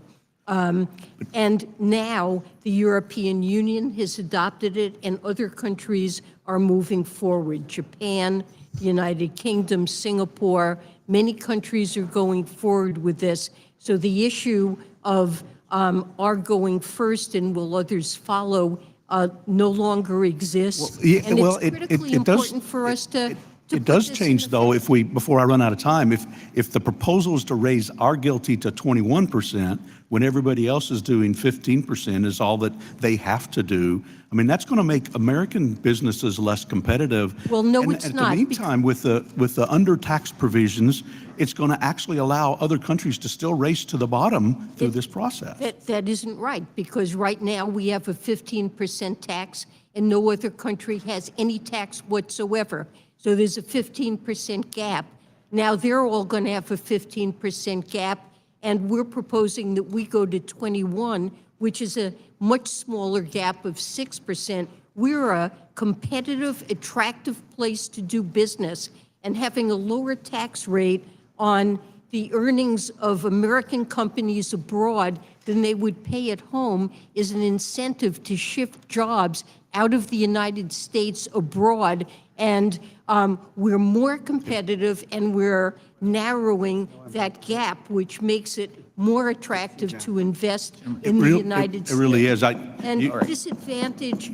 We would agree on that the U.S. competitiveness is hurt, and that's what was addressed. And I've run out of time, but I'll yield back, Mr. Chairman. Gentleman from New York. Thank you, Mr. Chairman. Madam Secretary, yesterday this committee held a hearing on the technicality of a proposal where there was a lot of talk about debt, deficit, and priorities. At the same time, the president released a $6.9 trillion budget plan, 182-page document, the deficit by $3 trillion over the next decade. Bloomberg Economics put out a comprehensive report last month saying that President Biden was on track to becoming the greatest jobs-producing president in U.S. history. Nearly 13 million jobs in the past 26 months, including 504,000 in January, 311,000 that was announced this morning for the month of February. They forecast that while inflation was at 9.1% in June of last year, the forecast for this time next year is 2.25%. 92% of Americans now have access to affordable health care, and we are beginning through the Inflation Reduction Act to compete in a real sense with China. You know, the Stone Age didn't end because we ran out of stones, and the oil age won't end because we run out of oil. The oil age will end when we find a way to do it that is cleaner, quicker, and more competitive. The Inflation Reduction Act includes two major pieces. One is a $7,500 tax credit for Americans to purchase electric vehicles, and also a tax credit for American manufacturers of batteries that is estimated to reduce the cost of an electric car by an additional $9,000. It seems as though, we finally got the message that we need to be tough about China, but we need to be tougher on ourselves about China as well. And these initiatives in the Inflation Reduction Act and in this budget, I think, go a long way to doing that. You're the 78th Secretary of the Treasury. You were appointed in January of 2021. And just your thoughts about these and other efforts that are in the budget toward the goal of increasing American competitiveness, accruing to the advantage of the American people and the American consumer. Well, thank you for your comments. I strongly agree with your assessment of the Inflation Reduction Act. It is already having a dramatic effect on investment in the United States and job creation, and will make us more energy secure and more competitive and deal with the really national security threat that reflects our overdependence on China for the provision of many, both battery components and electric batteries, solar panels, wind turbines, what we need to be energy secure, to promote clean energy. So this is a huge step. The Semiconductor and Chips Act addresses our dependence in China and reduction in competitiveness in manufacturing semiconductors in the United States, and that's having a huge effect already in job creation. And the Infrastructure Act is really shoring up our competitiveness by finally repairing roads and bridges that are decaying in the United States and really need to be upgraded, and also what's necessary for a modern economy to have digital access all over the country. These bills are shoring up our competitiveness, and the budget will add to the provision of funding for R&D, innovation in the United States, and other things. Thank you. I yield back. Gentleman from Pennsylvania is recognized. Thank you, Mr. Chairman. Madam Secretary, thank you for your service to our country. I was pleased to hear, in response to one of my colleagues' questions earlier, just a little while ago, you said that the debt, these matters, and I quote, should be taken seriously. When you and I talked last year during this hearing, you said, and again I quote, "It is desirable to reduce deficits." Do you still feel that way, Madam Secretary? Yes, I do.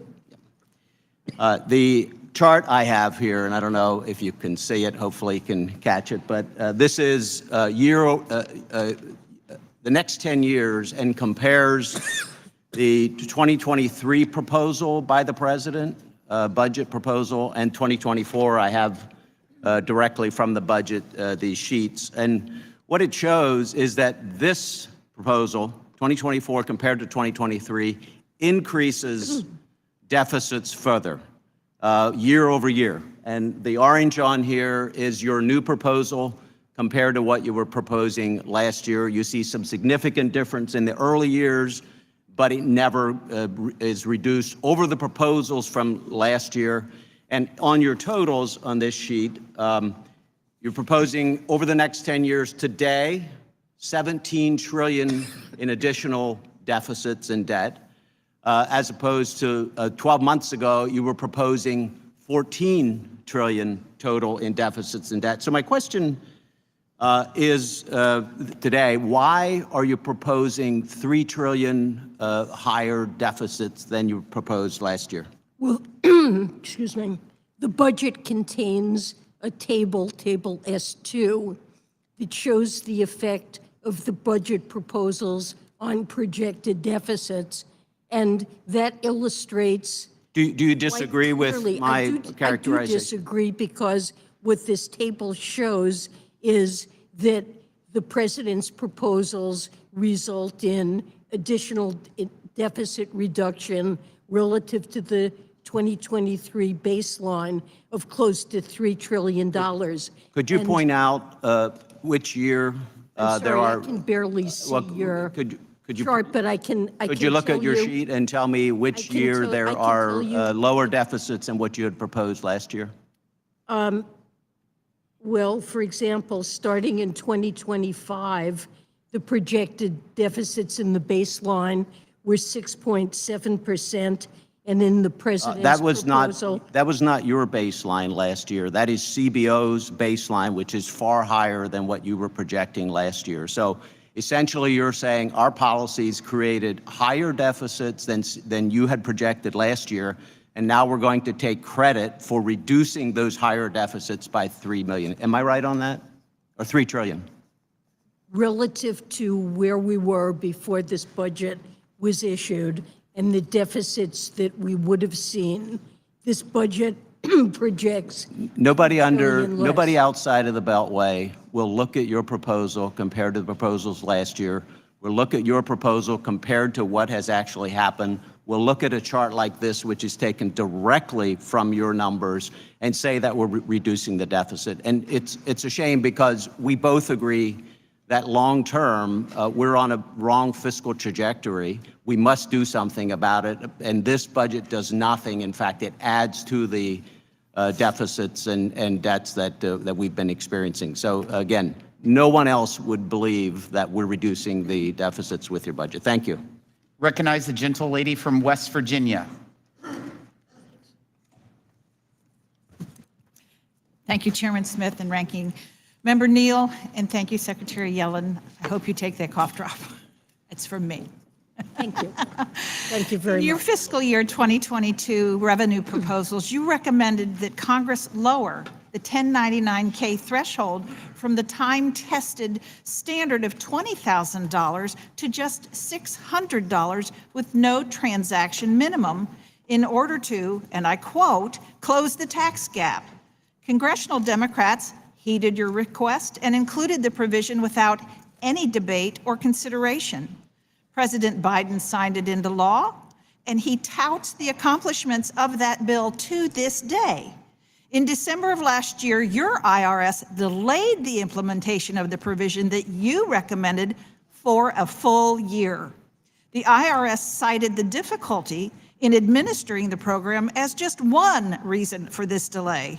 Your IRS had a full year to prepare and to send taxpayers a bill that they likely didn't owe, and you could not handle the burden. If this policy was too difficult for the IRS to get right after a year of work with your 87,000 new agents, not all of which are even back in the office yet, how do you expect an individual, say he's selling his couch or drum set or old furniture, to handle the cost and the compliance burden? Well, this was enacted into law in the American Rescue Plan, as you pointed out, and the IRS began to implement it as required, and heard a number of concerns by individuals and organizations that this was confusing. Oh, absolutely. I hate to interrupt you, but it is a nightmare for people that pass money back and forth. You know, one pays the rent, one does such and such, and they Venmo back and forth. I've spent the better part of 2 years trying to fix the mess that the Democrats created with this provision, and I want to thank every one of my Republican colleagues for co-sponsoring my bill, H.R. 190, and I certainly hope that my Democrat colleagues will do the same thing to protect all of our constituents from an undue burden on just a bad policy. Secretary Yellen, in May of 2021, just after the Biden administration pushed through the $1.9 trillion spending bill on a partisan vote, you claimed that 5% inflation at the time would be transitory, meaning temporary and brief. And I'm sure that the Biden administration based decisions on your analysis. But a year later, in June 2022, inflation then hit a 40-year high of 9.1%. A few weeks ago, this committee held its first hearing in my home state, and all of our witnesses said that their number one hardship is dealing now in 2023 is still inflation, the direct result of the failed economic policies of the Biden administration. Obviously, inflation is not transitory. You were wrong, and the people that are suffering as a result would really like to know if you might apologize for saying that and being wrong and misleading them. Well, inflation is the president's top priority to bring it down, and it is certainly too high. It has come down off its highs a year ago. Over the last year, we've made progress, and in part that reflects what I meant at the time was there were disturbances from the pandemic on supply chains that would eventually resolve. And due to the president's efforts and the passage of time, those supply chain disturbances have largely resolved. Please. Shipping costs They have come haven't. down. They have not. Substantially. Inventories that had been depleted have largely been rebuilt. I really but think there that the remain words that inflationary pressures really should hear that is that need I'm to be sorry. dealt with, and Russia's war on Ukraine has also exacerbated back. inflation. The gentlelady all over from the world. Washington is recognized. Thank you, Mr. Chairman, and thank you, Madam Secretary. I'm way on the other side here. Thank you for your time today and for just all of your attention to the needs of working families and struggling Americans. And in particular, I want to thank you for recognizing the importance of affordable housing by introducing in the budget an increase in the low-income housing tax credit or the housing credit, and a reduction in bond financing necessary to trigger more housing credit equity. These core proposals are from legislation that I've introduced, the Affordable Housing Credit Improvement Act, which we will be reintroducing again this year with Representatives LaHood, Beyer, and Wenstrup. So a very strong bipartisan proposal. These provisions would finance the production and preservation of over 2 million additional affordable homes and support 3 million jobs over the next decade. I wondered if you could speak to how increasing the supply of affordable housing will increase our economy's long-term growth potential. Well, I think we really have a serious shortage of affordable housing, and it really makes it very difficult to hire workers, to be able to support business expansion when lower income workers are unable to even afford to be able to live anywhere near where they work. And I think that's been a failing of our housing policy that we believe should be corrected. Well, thank you so much for including that. I wanted to switch gears a little bit. Last year, this committee held a hearing to discuss ways to strengthen economic relations with Taiwan. One way to do so would be by negotiating an income tax agreement, which would boost investment and create jobs by reducing double taxation on U.S. and Taiwanese businesses. I wondered if you could update the committee on how Treasury is evaluating Taiwan's request for an income tax agreement with the United States. We recognize that there's a problem there and are looking at potential ways to address it, but I don't have anything specific to offer in terms of way forward.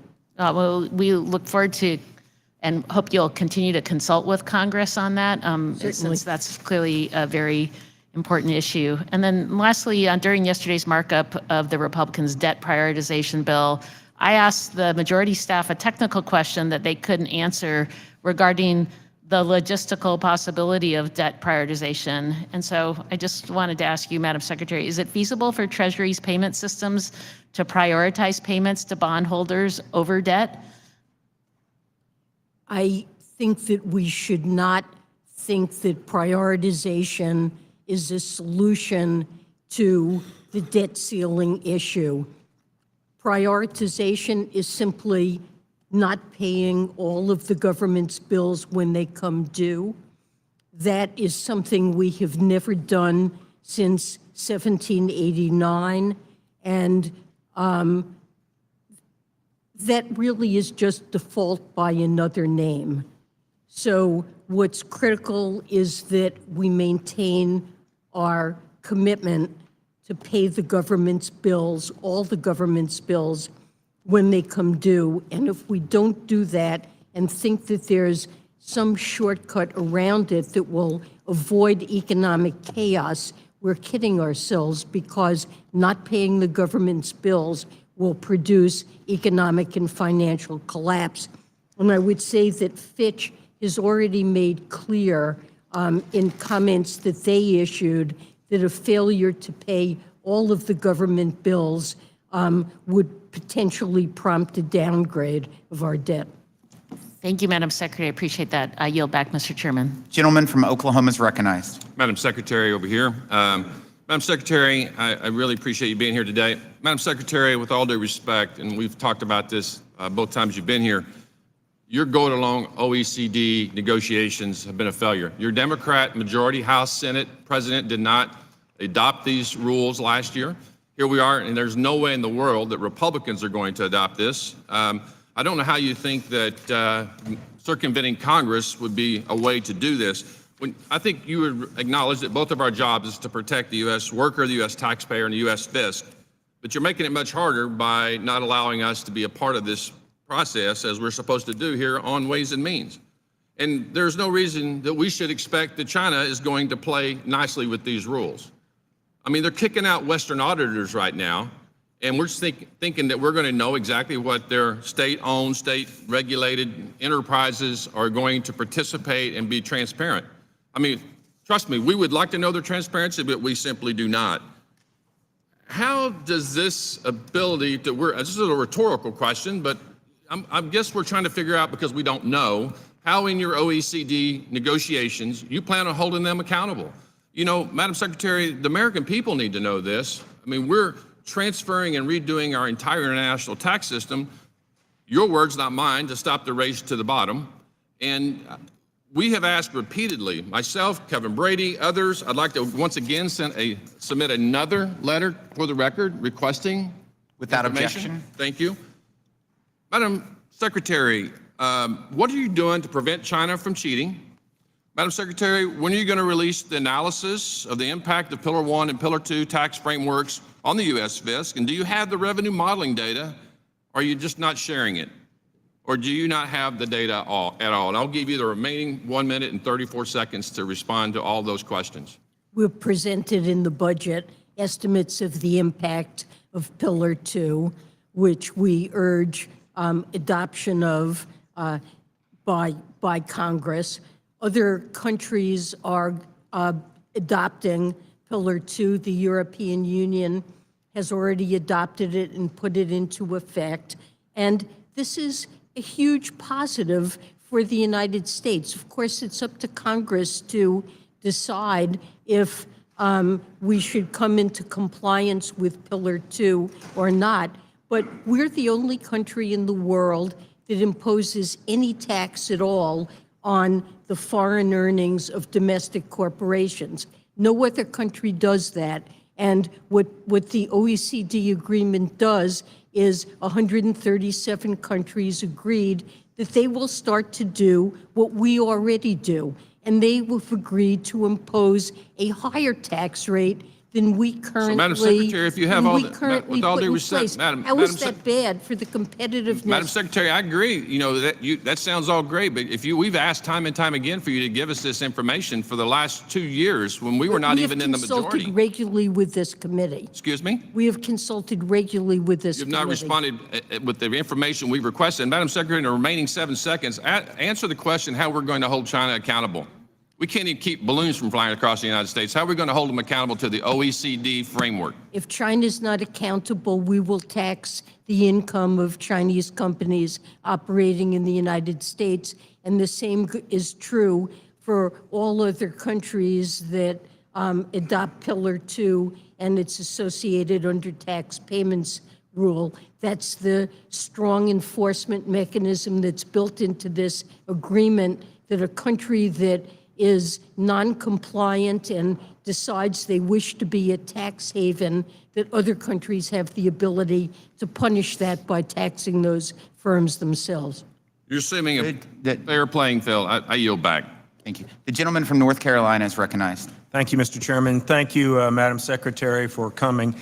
Is the workforce participation rate a different statistic than the unemployment rate? Of course. Yes. So our unemployment rate may be the same as it was pre-pandemic, but our workforce participation rate is a full percentage lower, which means more than 2.5 million workers are not in the workforce. You said you think a great number are retirees. I would submit that's not the case.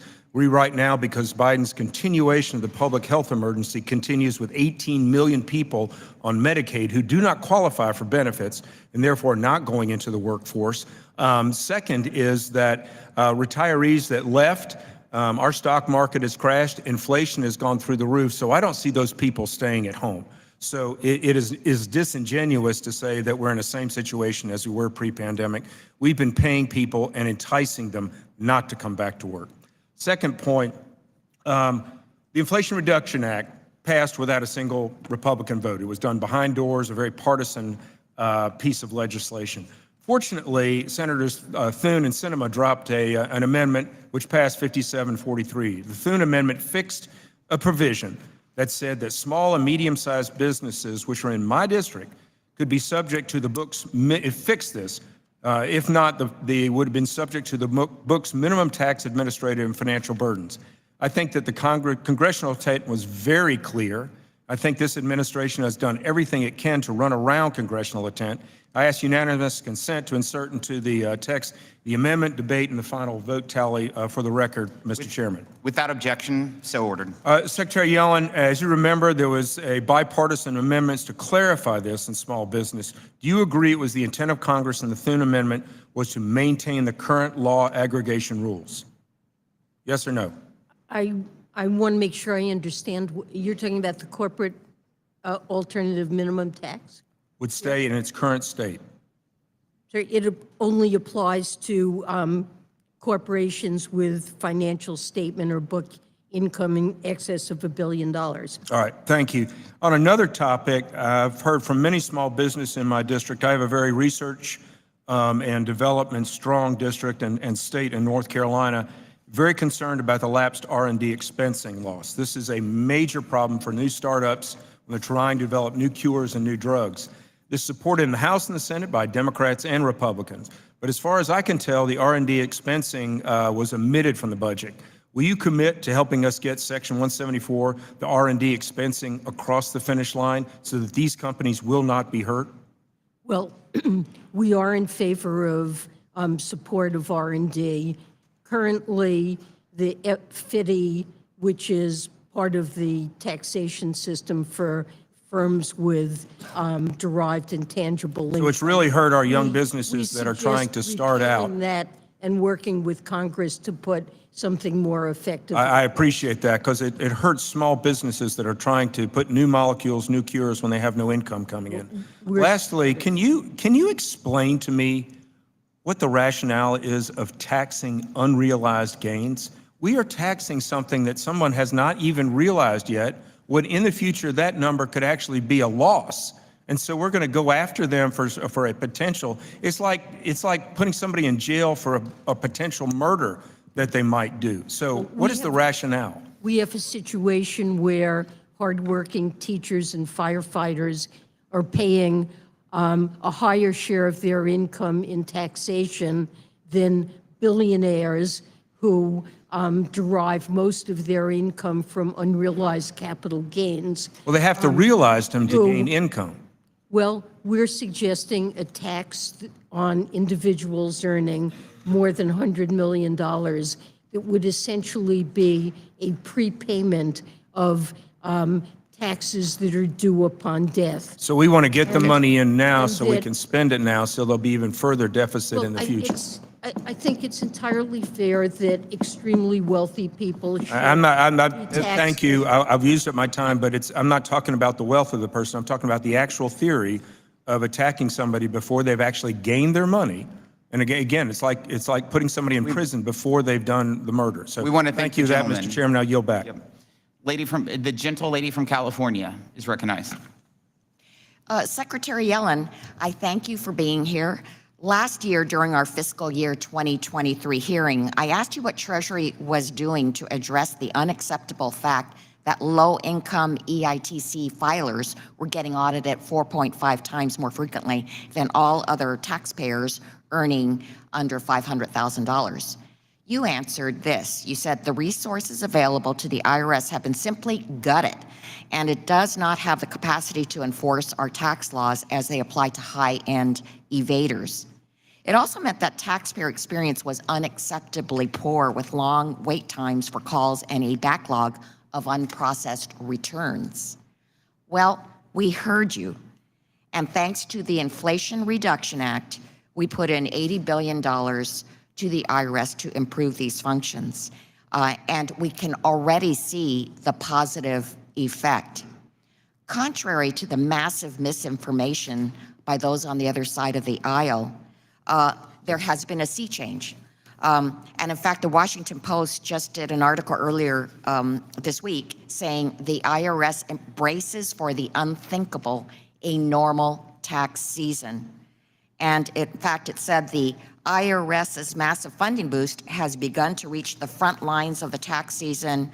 It's vaulted the agency from more than a decade of disarray to a once unimaginable position, a functioning tax service.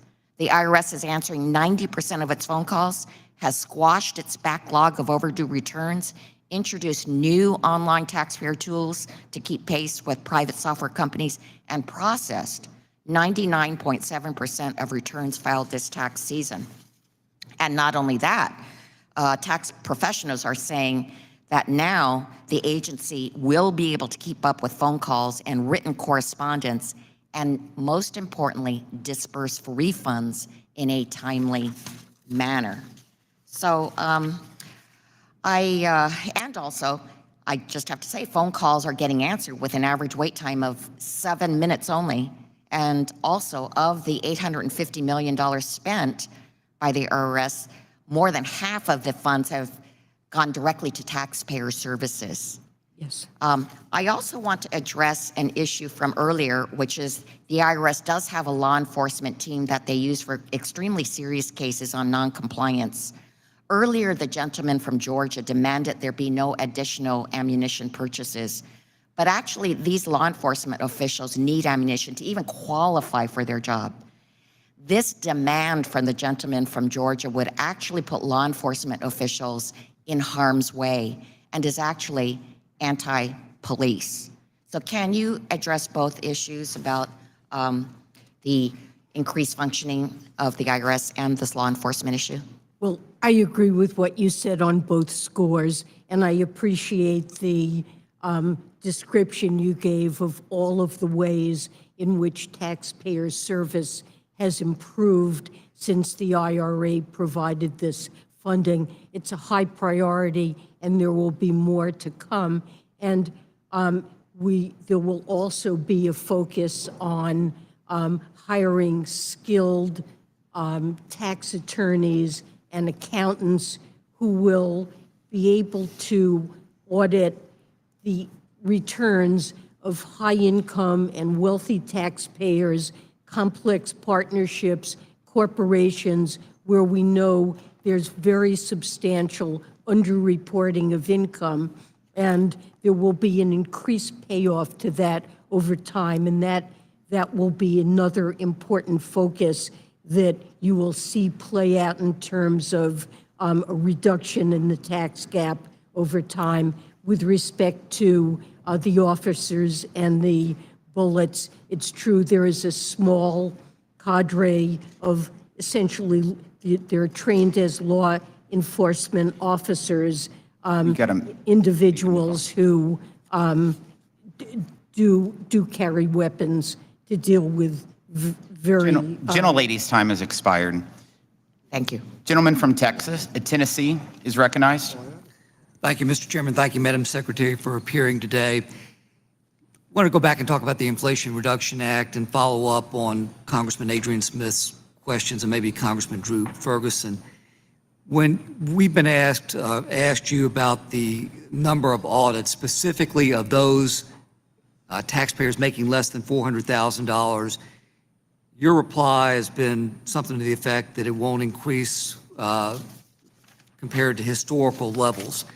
My question to you is, isn't it right that the actual number of taxpayers making more or less than $400,000, those audits will increase?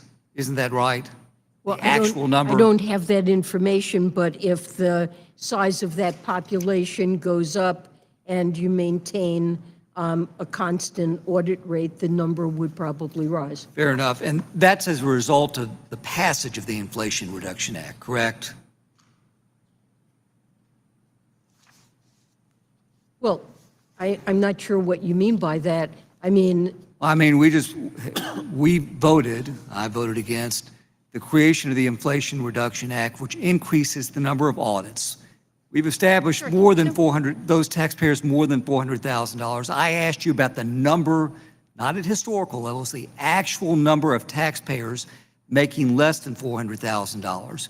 You gave me your answer, and I'm asking you, isn't that, ma'am, I'm asking you, isn't that a direct result of the passage of the Inflation Reduction Act? It depends on what the policy is. I've directed the IRS not to raise audit rates on individuals or small businesses earning under $400,000. And what's happened is the IRS has been starved for resources. Let me ask you this. This is in relation to dramatically- the letter that was sent by the Congressional Budget Office to then Ranking Member Kevin Brady and then Ranking Member of the Budget Committee Jason Smith, dated August 25th, 2022.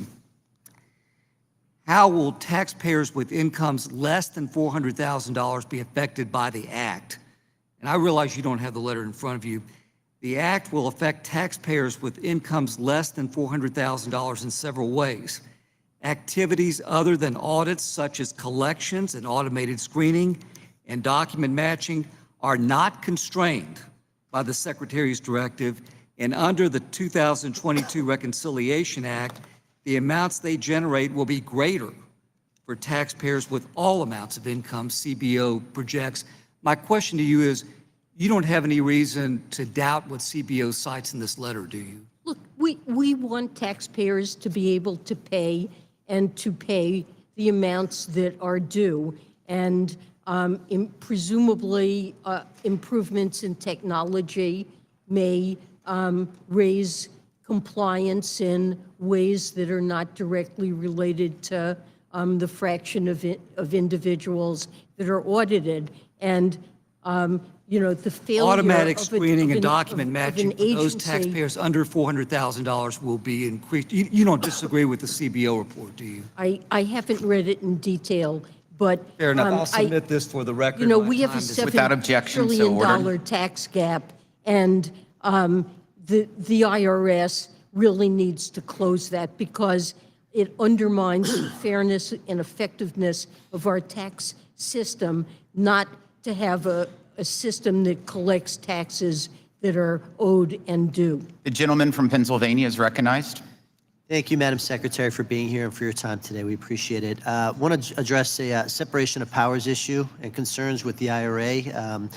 The IRA's free trade agreement requirement, specifically for critical mineral inputs on batteries, was clear, and congressional intent upon the passage of the IRA with respect to that was clear. And yet, the administration is now seeking to redefine free trade agreements, which everyone knows to do that would require approval by the members of this body, now referring to it as a, quote, free trade area, in order to extend the law's benefits to Japan and the European Union, with which the United States does not have a congressionally approved free trade agreement. Madam Secretary, are you aware that during the pandemic semiconductor chip shortage, Japan and Germany withheld semiconductor chips from U.S. automakers here in our country in favor of their own automakers? I wasn't aware of that, but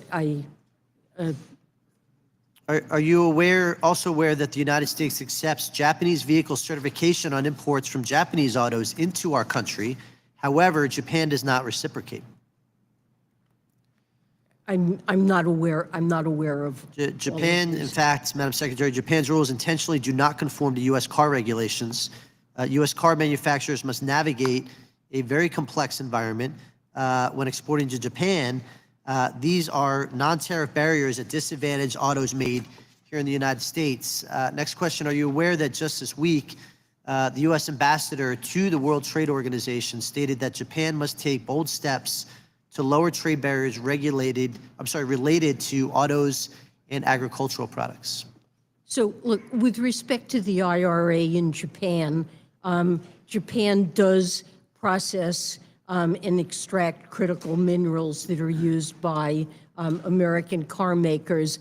And the thought is that in order to improve the security of our supply chains, the United States might negotiate agreements pertaining to critical minerals, not to say that the conditions are there now, but that there would be negotiations of agreements with countries like Japan or with European countries there would have to be requirements. They wouldn't, presumably a requirement is that you couldn't put export controls in place. I understand that, but with in a regard- crunch would prevent, enable a country to Understood. withhold exports. So this would be a matter of arriving at agreements. They might have labor or environmental standards. Surely you understand that promote that free requires trade. congressional approval, correct? This misinterpretation is essentially a balance of power, a separation of power I think we need to issues. be in close communication with this Understood, but I just want to committee. point out the disparity. Absolutely. Are you aware that U.S. autos exported to the EU incur a 10% tariff? However,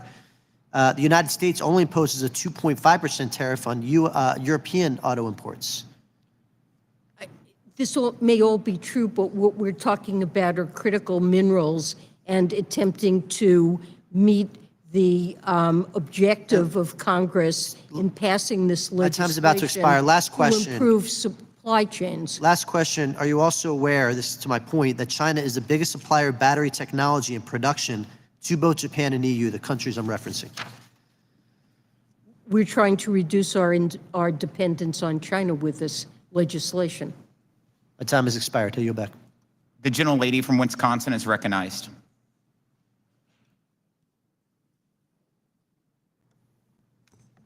Thank you so very, very much. And thank you for appearing, Secretary Yellen. I have so enjoyed our relationship back from when you were chair of the Fed. And really, you are so qualified to appear before this committee and answer some of our important questions. I have a couple of questions, and if I have repeated things that others have already made inquiry about, please forgive me. I was called away for other business. Not more important than you, but just other business. Recognizing tribal sovereignty, I was really pleased to see that the Biden administration included a recommendation to include tax parity for Indian Health Services scholarships. And I'm working with Mr. Schweikert here on the committee and Mr. Kildee here and Congressman Kelly, looking forward to going forward on tax parity for tribal nations, unconstrained by artificial and arbitrary essential government function test, so that we can increase the effectiveness of the low-income housing tax credit and the new markets tax credits on tribal communities. So I am so happy that you are moving forward that, and how do you think that will will improve our GDP? I think it's an important initiative. The low-income housing tax credit is critical, and I think improving situation with respect to housing in tribal lands addresses a critical need. It really does, because the infrastructure needs on Indian land are tremendous, and so this would create a lot of economic activity. I wanted to ask you, and you're Secretary of Treasury now, but again, you are very brilliant, and you've been chair of the Fed. You say that the Biden budget will cut the deficit by nearly $3 trillion over 10 years. And I am delighted to see that you are not proposing doing that with austerity tactics, like just eliminating, of course, we're getting out of the emergency stuff, but the EITC is expanded, the child tax credit is here. SNAP, you haven't talked about reducing. You certainly are protecting the ACA, recommending child care. And yes, you want people to get back to work, but the dignity of work doesn't necessarily mean working at $7.25 an hour. How are you able to reduce the deficit by $3 trillion without austerity? So the president's focus is on hardworking families who are struggling to make ends meet and providing them with the tools they need to make life a little bit easier, whether it's improvements in the cost of health care, lowering prescription drugs, educating their children by adding a year of preschool, a child tax credit, making child care affordable. These are ways of giving working families some breathing room, and the budget focuses on that, and it doesn't raise taxes by a penny on any household or small business earning less than $400,000. And it pays for those initiatives by remedying what I think is an unfairness about our tax system, that it lets wealthy individuals, very high-income individuals, and corporations off with lighter tax loads than a school teacher or a firefighter or a policeman have to pay. And so it raises additional revenue in a variety of different ways by asking those high-income, wealthy individuals and corporations to pay their fair share. Thank you so much, Mr. Chairman, and I would yield back. Recognize the gentlelady from New York. Thank you, Mr. Chairman. And before I get started, I just wanted to say thank you to Ms. Sewell, Mr. Davis, and Mr. Kelly. I look forward to working with you on this crucial legislation relating to the new markets tax credit and making it permanent. The credit has delivered for districts in my own upstate New York district, and I'm committed to pushing this priority across the finish line. Secretary Yellen, I just want to say thank you for appearing here today, and thank you for your service. There are so many important topics that we need to be addressed, and Americans are suffering from the biggest price increases in over 40 years. Small businesses like mine and all of upstate New York are feeling the pain of labor shortages and Democratic tax hikes. Taxpayers' personal information is being exposed in massive leaks, and your Treasury Department is actively working to bypass Congress and cede U.S. tax authority to foreign countries. U.S. companies and workers need an international tax landscape that offers certainty, promotes investment and innovation, and incentivizes critical research and development here in America. Instead, it seems like Treasury has unwittingly bitten off more than it can chew by negotiating a deal with the Organization for Economic Cooperation and Development, the OECD, that gives away our tax revenues, reduces the competitiveness of U.S. companies and workers, and erodes overall economic strength. And I know many of my colleagues have talked about this. If this deal were finalized, it would result in fewer jobs and less prosperity for millions of Americans and their families. Secretary Yellen, Treasury has the responsibility of negotiating at the OECD, but why do you believe that Treasury has the authority to do so without proper consultation with Congress? And I might add, you've testified today that you have reported to Congress, but you have not consulted or collaborated with Congress in a way before cutting these deals with Europe. And don't you agree that you are appointed to this position, not anointed to this position? I certainly am appointed, not anointed. Absolutely agree. And we have consulted and not only informed. Can you explain where you could ongoing? Can you explain where the consultation and collaboration has been done so in a public forum with both sides, where we have seen this, and that has we have not seen that. We've seen reporting. Reporting is not consultation. Our staff have regular briefings with staff of this committee, and I have had many conversations with the chair and ranking member of this committee on ongoing developments whenever there's something new that occurs in the negotiations. And I don't know if you're talking about Pillar 1 or Pillar 2 of the tax agreement.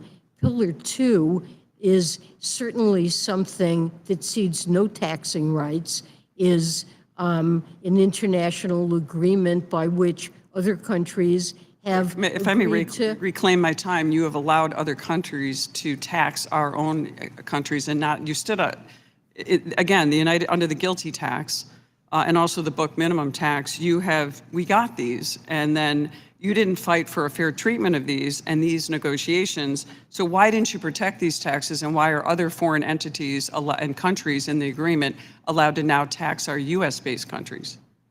Well, look, companies, we have every right to tax our companies as we see fit. Congress is not obliged to do anything, but the Pillar 2 does allow punishment by countries that participate in the agreement in a sense of countries that decide they wish to be tax havens.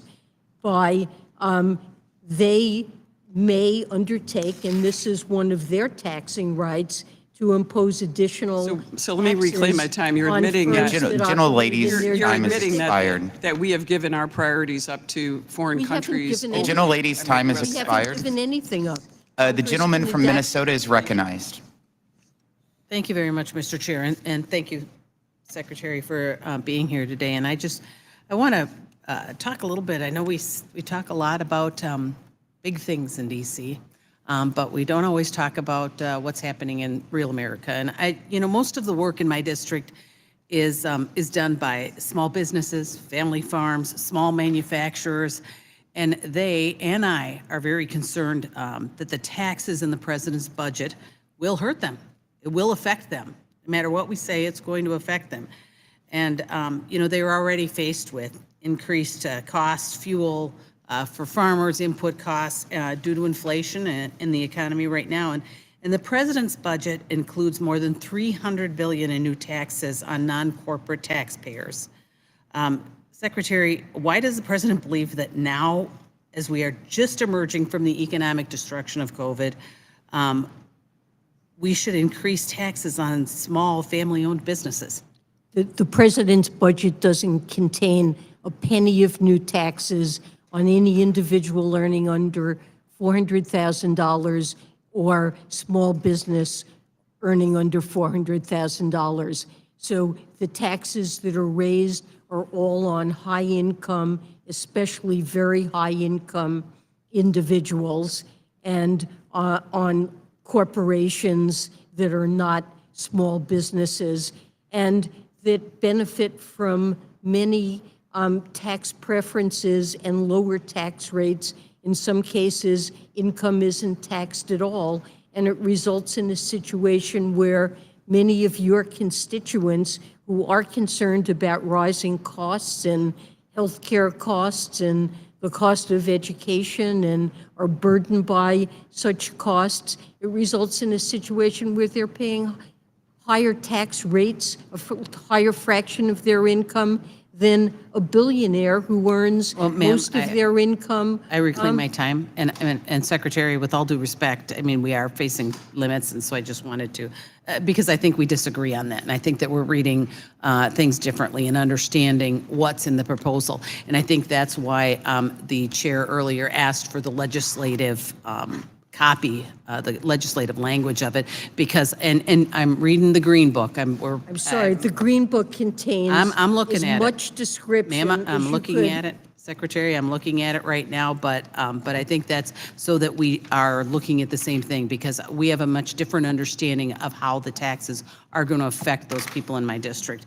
And just, so I will say with the tax increases that are included and the death tax included in the president's budgets, I got to wonder, how does the president expect family farms to survive with all of the things that we're burdening them with? And I have real concern about that. And I know that last year we fought very hard regarding the stepped up basis, and I believe it's back in here. Like I said, I'm continuing to read because we got the green sheet or whatever you call it yesterday, so we're continuing to read.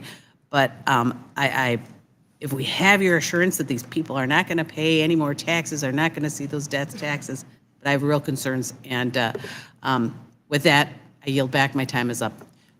Gentle lady from Alabama is recognized. Thank you, Mr. Chairman. Listen, guys. We know the economy's rough, right? Janet Yellen wants to screw you over. She wants to take your money. And because of that, I'm going to save you money. Because of this hearing, I'm doing 15% off everything in our store. That's coffee, hoodies, t-shirts, mugs, the bundles, everything in our store, 15% off until tomorrow morning at 7 a.m. Get over there. And I should have made the code Yellen. There is no code. You don't need a code. It's automatically 15% off in cart. Get over there. Buy some shit. I want to join Representative Tenney in applauding President Biden's proposed budget for including a permanent extension of new market tax credits. This crucial tax credit has been instrumental in promoting economic growth and development in underserved communities, creating jobs, expanding businesses, and including access to health care, job training, child care, and other important social services. The New Market Tax Credit is a valuable tool that has enabled investors to inject much-needed capital into distressed communities. Since its inception, this program has delivered over $120 billion with a B in total project investments, providing a lifeline to businesses and communities that have been long overlooked. In my hometown of Selma, Alabama, the New Market Tax Credit is supporting the expansion of a business called GMI, which produces silicone-based alloys and other strategic materials which feed our nation's supply chain for semiconductors, solar energy products, military energy storage, and the like. The expanded facility in my hometown generated 100 skilled jobs. It is this level of success that I would like to see replicated in districts all around the country. I know that this is currently in the proposed budget, but I want to assure you that it has bipartisan support. In the 117th Congress, I introduced the bipartisan legislation to make the New Market Tax Credits permanent, H.R. 1321, and we had 126 co-sponsors. I look forward to working with my colleagues like Congresswoman Tenney and also reintroducing a similar piece of legislation. Last Congress, I also introduced the Rural Jobs Act with Chairman Jason Smith to expand the program and to provide $1 billion in new market tax credit allocation targeted to persistent underserved rural communities. My question is, can you elaborate on how this tool can be used, why it's so important that we make it permanent, and how you see this affecting underserved communities all across this country? Well, I agree with you. I think it's a very important tool to promote investment in communities that have historically been left behind and can be a real spur to economic development, and that's why the budget does propose to make it permanent. And I would say more broadly, a priority of the Biden administration has been a focus on place-based policies so that communities that historically have suffered, we've had areas of the country that have grown very rapidly, seen big increases in income, and others that have lagged. And many of the acts that have already been passed, the IRA, the Infrastructure Act, the Semiconductors Act, and the ARP that increased funding of community CDFIs, To respect minority let's time MDIs. expired, Secretary, to respect your time and to make sure we get every one of these. When that clock hits through, let's just stop talking. Okay. Gentleman from Utah is recognized. Secretary Yellen, thank you for being here. This is substantive work. It's important for our nation. I appreciate you willing to come so quickly after the budget was released, and I hope you felt that we do respect your expertise. I'm going to talk about something very personal, something that I think that this entire committee is supportive of, and that is those individuals that are in the adoption space and the adoption tax credit. According to a GAO report from 2011 and a taxpayer advocate report from 2012, families claiming the adoption tax credit in those years faced an audit rate nearing 70%, a 69% of audit rate. The national average is 0.8. So, I mean, the discrepancy here is enormous, and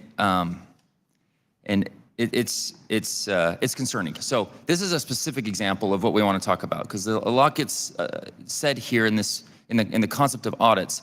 These are staggering numbers. I haven't been able to find any data more recent than 2012. What has been the audit rates for families claiming the adoption tax credit over the past 5 years? So I don't have that information at my fingertips, but I would be glad to get back to you. And I think the issue that you're raising is certainly a legitimate one that would try to work with you on and better understand. These are families that are watching what's going on. They're concerned that this is only going to ramp up as opposed to go away, and that's a staggering issue. The fact that you don't have it here is okay. Is it something that's been being collected over the past several years, to your knowledge?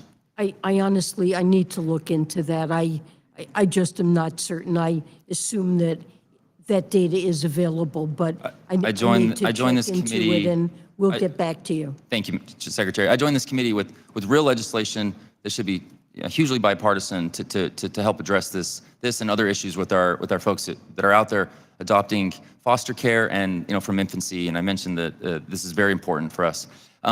One piece of your testimony, and I'm going to keep the time here. One piece of your testimony, it talked about the race to the bottom with respect to corporate tax rates. I can give specific examples from Procter & Gamble, from Nucor. These are rural-based companies in my district, and I've met and sat down with each of them. When they talk to me about when their taxes become globally competitive, so from the Tax Cut and Jobs Act, the two things that they highlight the most is, one, their ability to pay middle-class and frontline workers more salary, and they've got the data that shows that they raised those wages. And the second thing is what they've been able to do to give back to their communities. Ambulances for Box Elder County, a specific example that sticks out to me. I'm concerned at the communication that just going ahead and not looking at what actually happened with some of these tax rates when we became globally competitive, and just going ahead and raising them just to cover more spending that we're seeing from the president's budget. What am I to tell these companies right now, as there's a potential from 21 to 28% increase, which is an enormous and it will be a very impactful increase? What am I to tell these individuals? Well, I think that the tax cut on the corporate level that was introduced by the Tax Cut and Job Act, I think it was appropriate to cut corporate tax rates. It wasn't, we had one of the highest rates globally, and it needed to come down, and it wasn't very effective in raising corporate tax revenue, but it came down too much. And I don't think we've seen the economic payoff from that in the form of great increases in investment spending. Thank you. And I'm going to, and thank you so much for that. The gentlelady from California is recognized. Thank you, Chairman Smith, for holding this important hearing, and thank you for your service, Secretary Yellen. Progressive spending has led to record inflation, and now this administration wants to add fuel to the fire. I was alarmed yesterday when I discovered the President Biden's request includes a 15% increase to the IRS annual funding. That's a $2.1 billion increase over the enacted funding levels for 2023 on the top the extra $80 billion Progressive gave to the IRS last year. The IRS exists to serve Americans, not to make the lives of taxpayers harder. It has been reported that millions of tax returns from previous years are still not processed. In my district, that we've been getting a lot of inquiries about how to get the refunds from the IRS. If the IRS owns my constituents' money, it could take years from them to receive their return. Many have expressed concerns about IRS snooping on their private bank record and transactions, heightened with sensitive personal information being released in years past.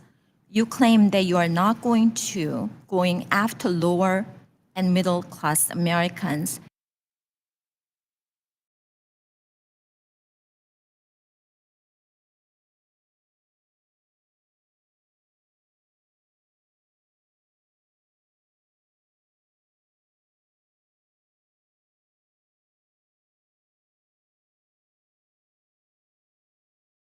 Now go out of their way to file unneeded, burdensome tax forms with lack of proper security. And why are you in favor of adding more unnecessary filing when the IRS is already dealing with endless backlogs? Well, the objective of this legislation with respect to 1099-Ks was to make sure that Americans have the information they need to accurately file their returns and pay the taxes that are due, because there are Americans who receive money from business that they do may be relatively small, and most Americans receive reports they use to file their income taxes on their wages and salaries, their interest and dividend income, and this Madam is Secretary, other income on which I reclaim my taxes are time. due. I totally get that, but we already have that in the law right now, that 1099K, when you receive more than $600 transaction, then you have to file it. That's adding another burdensome to the taxpayers. It was lowered in the ARP from, I believe, $20,000 to $600 because many Americans who earned less than $20,000 probably weren't getting that information and paying the taxes that were due. And it's, this was in the law. The IRS needed to implement what's in the law, and it's up to Congress to decide what the right. I yield back. Thank you. Gentleman from Michigan's recognized. Thank you, Mr. Chairman, and Madam Secretary, thank you. It's good to see you. First, let me just comment. I listened to Mr. Fitzpatrick's questions and comments regarding trade authority, and I just want to state the record that we don't agree on everything across the aisle, but I think there is general concern about the direction of trade negotiation and where that authority lies, and I look forward to further conversation with the administration to provide greater clarity and to protect the prerogatives of Congress in that respect. We learned a lot, Madam Secretary, during the pandemic about supply chains, what can go wrong when we rely too heavily on other countries, particularly China, for example, for critical goods and components that are essential to our economy. And I was really proud to work with the administration on the CHIPS and Science Act, the Inflation Reduction Act, both of which will support American workers, bringing manufacturing jobs back to our country. In my district, I happen to have a company, Hemlock Semiconductor, that makes polysilicon, a base material for both semiconductors and for solar panels. Included in the CHIPS and Science Act is a tax credit to onshore production of these really important materials. As Treasury drafts its guidance for this credit, does Treasury plan to include the entire supply chain of semiconductors, including polysilicon? So I think we're in the process of drafting those regulations. I don't have the answer to your question, but we would value your input on this, certainly take it into account and get back to you on this. I appreciate that. I'm certainly not in a position as a single member of Congress to express congressional intent, but I know as I was working on this legislation, this is certainly the sort of application that we had in mind for the credit, and so I'd ask you to take a very close look at that. Certainly, we will do that. The Inflation Reduction Act also supports domestic manufacturing of solar panels right here in the U.S. instead of relying on those produced in China. I worked on legislation to do this because it makes sense for us to trade foreign dependence on oil to foreign independence on solar panels. We don't want to do that. Of course. Our legislation includes a domestic content bonus to spur domestic manufacturing, not just domestic jobs for installing solar panels. So a strong domestic content standard will enable larger investment in U.S. solar manufacturing. Does Treasury plan to issue any guidance that incentivizes domestic manufacturing for across the solar panel value chain? Similar question to my first question. So I believe we're in the process of, we have rules that we have to write in connection with claiming those credits, and there are an enormous number of rules that we need to write. We have prioritized some of the most urgent ones, but we will be producing a rule on that. Thank you very much. I appreciate that, and thank you for being here. I yield back the balance of my time. Recognize the lady from Texas. Gentle lady from Texas. Thank you very much, Mr. Chairman. For a party that can't even define what a woman is, I find it rich that some of my Democrat colleagues want to highlight International Women's Day. and go after as if we are supposed to go soft on the secretary today. I'm going to demand that everybody treat us as equals and don't demean us just because we were born with ovaries. I don't care if it is International Women's Month. It's disturbing that this administration continues to peddle the big lie that people making less than $400,000 are not paying more in taxes. You said it yourself this morning that people making less than $400,000 won't pay a penny more in new taxes, not a penny more. And maybe you need to get out of DC more, because a lot of us are paying more in new taxes. Hold on. Breaking news coming out right now. Breaking news. Guys, this is weird. While Janet Yellen, who's in charge of the Treasury, is sitting here in a committee, the federal government just shut down Silicon Valley Bank to protect insured deposits as the bank is tanking. This is the first time in years that the federal government, the FDIC, has come in and shut down a huge bank. Silicon Valley Bank has 17 locations, most of which are in California. I just got an invoice from one of our vendors that we use for a technical software, and they said, please, whatever you do, do not pay us. I'm not joking. That's what the email says. Do not pay us. We bank with Silicon Valley Bank, and we don't know what we're going to do. That is really, really big news. Sarah, thank you for your purchase of Awake Not Woke. That'll ship mid next week because we're currently out of that and Blueberry. But, dude, this is not good. CNBC's David Faber reported that the bank is in talks to sell itself after attempts to raise capital have failed, citing sources familiar. However, rapid deposit outflows are outpacing the sales process, making it very difficult for a buyer to do a realistic assessment. Hold on, I jumped in the middle here. Let's read this article. This is CNBC. Silicon Valley Bank has been closed by regulators which have taken control over the bank's deposits, the Federal Deposit Insurance Corporation announced on Friday. The California Department of Financial Protection and Innovation closed SVB and named the Federal Deposit Insurance Corporation as the receiver.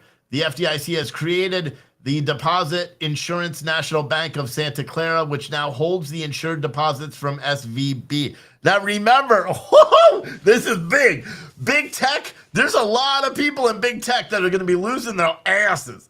Because remember, most banks are only insured up to $250,000. And when you look at the actual memo on the California Department of Banking, it says that anyone who banks and has accounts worth more than $250,000, you need to call them because they're only covered up to $250,000. And like I said, I got an email from one of our vendors. Watch, I'll read you part of the email. Let me find it. I get so many emails a day, it's hard for me to find it. Right here. As of today, March 10th, due to the current situation on Silicon Valley Bank, we kindly request that you hold any payments to our blank SVB accounts per the below instructions until further notice.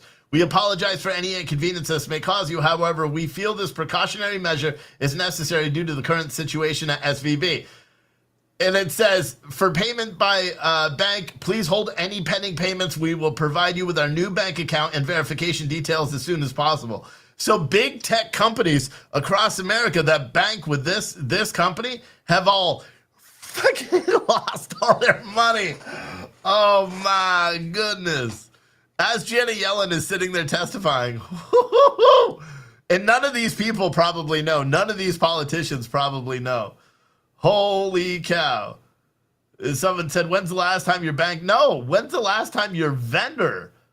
When's the last time a vendor told you not to pay them because they bank with the coffee company? Sarah said, you think you signed up for the coffee club? Let me double check. About a boo. Yes, you did. You're good. You're in the club. Everybody should join the coffee club because you get free coffee deliveries every single month. It's amazing. You could choose 3 or more bags. You get a heavy discount. Sarah, here's the truth. You missed the boat because you could have did the yearly plan. The yearly plan saves you a tremendous amount of money because you save 22% off of our bags of coffee. So it brings your per bag cost down to like $9.98.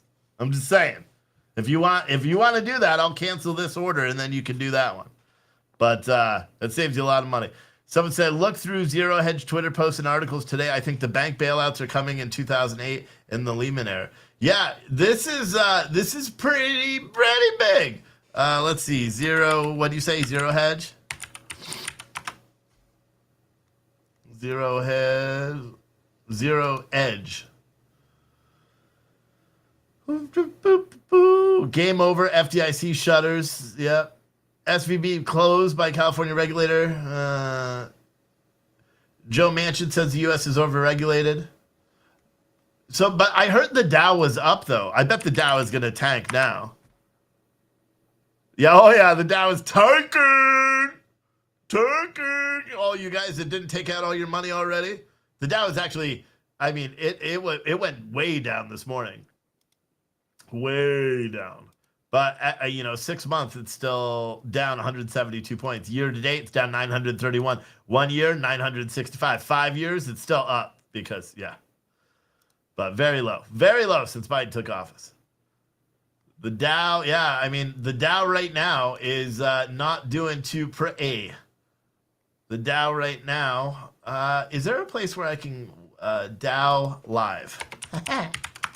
Dow Live. Watch CNBC TV live. No, I don't want to watch CNBC. Markets. Let's see. U.S. markets. Everything is down. Wow. S&P 500 is down 13. NASDAQ is down 50. Dow Jones Industrial Average is down 46. FTSE, whatever the hell that is, down 131. NIKKEI is down 479. HSI is down 50 something. Shanghai is down 46. The only one that's up is VIX. That one's up, but I don't know what any of those major indexes are. So the Dow top movers today, ironically, are Intel, JP Morgan. Interesting. JP Morgan is up. Why is JP Morgan up? Their gains are getting sloppy. That is crazy. That's some big news. I don't know a lot about banking or anything else. No, JP Morgan's not up. Why are they saying they're up? Because they opened at 135. They opened at 135.07, and they're sitting at 134.04. So they're not up, but yet it's still showing they're up. Come on, do some basic math, guys. Unbelievable. It doesn't like Capital One cars. My little brother's 401k earned 0 last year. Yeah, that's true. Even at a max of 250,000, how many people could they bail out? I think there are only a few $1 billion in the fund. Yeah, I mean, I read something that said they had $174 billion, but cash at hand at the beginning of the year. Let me see. Where's that other article I was reading before? Because that'll give us a... So this is what happened. The SPDR's S&P Regional Banking EFT, which tumbled 8% on Thursday, was down 0.6%. Someone's here. Hold on.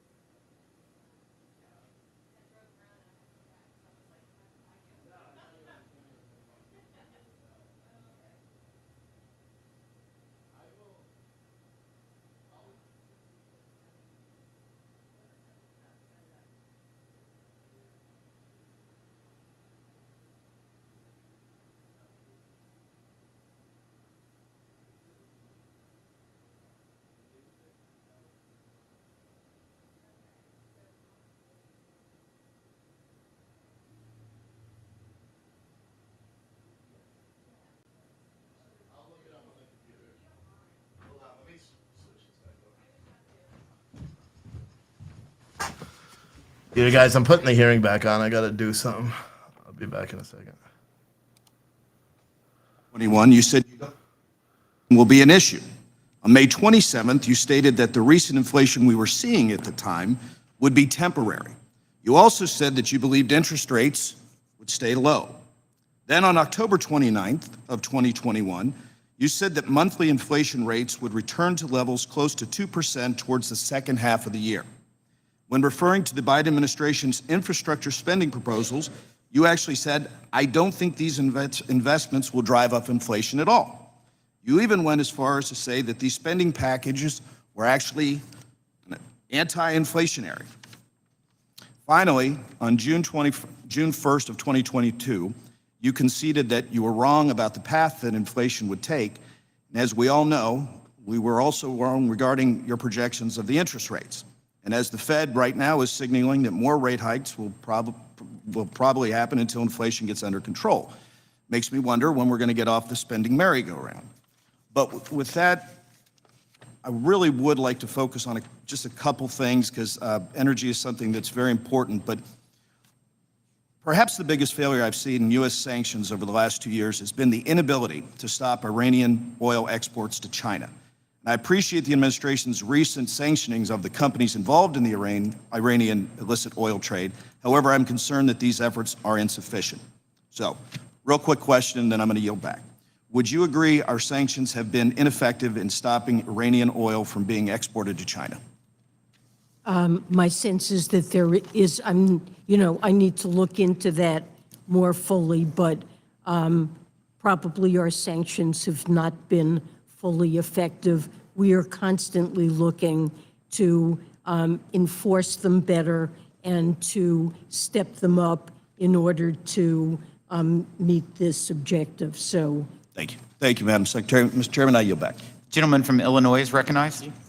Thank you, Mr. Chairman. Madam Secretary, thank you. Thank you for giving us a little bit extra time so we all have a chance to ask a question. It's greatly appreciated. And I want to commend the administration's work bringing the world together to try to address tax policy. The multilateral Pillar 1, Pillar 2 processes aim to provide certainty and predictability for U.S. companies operating abroad.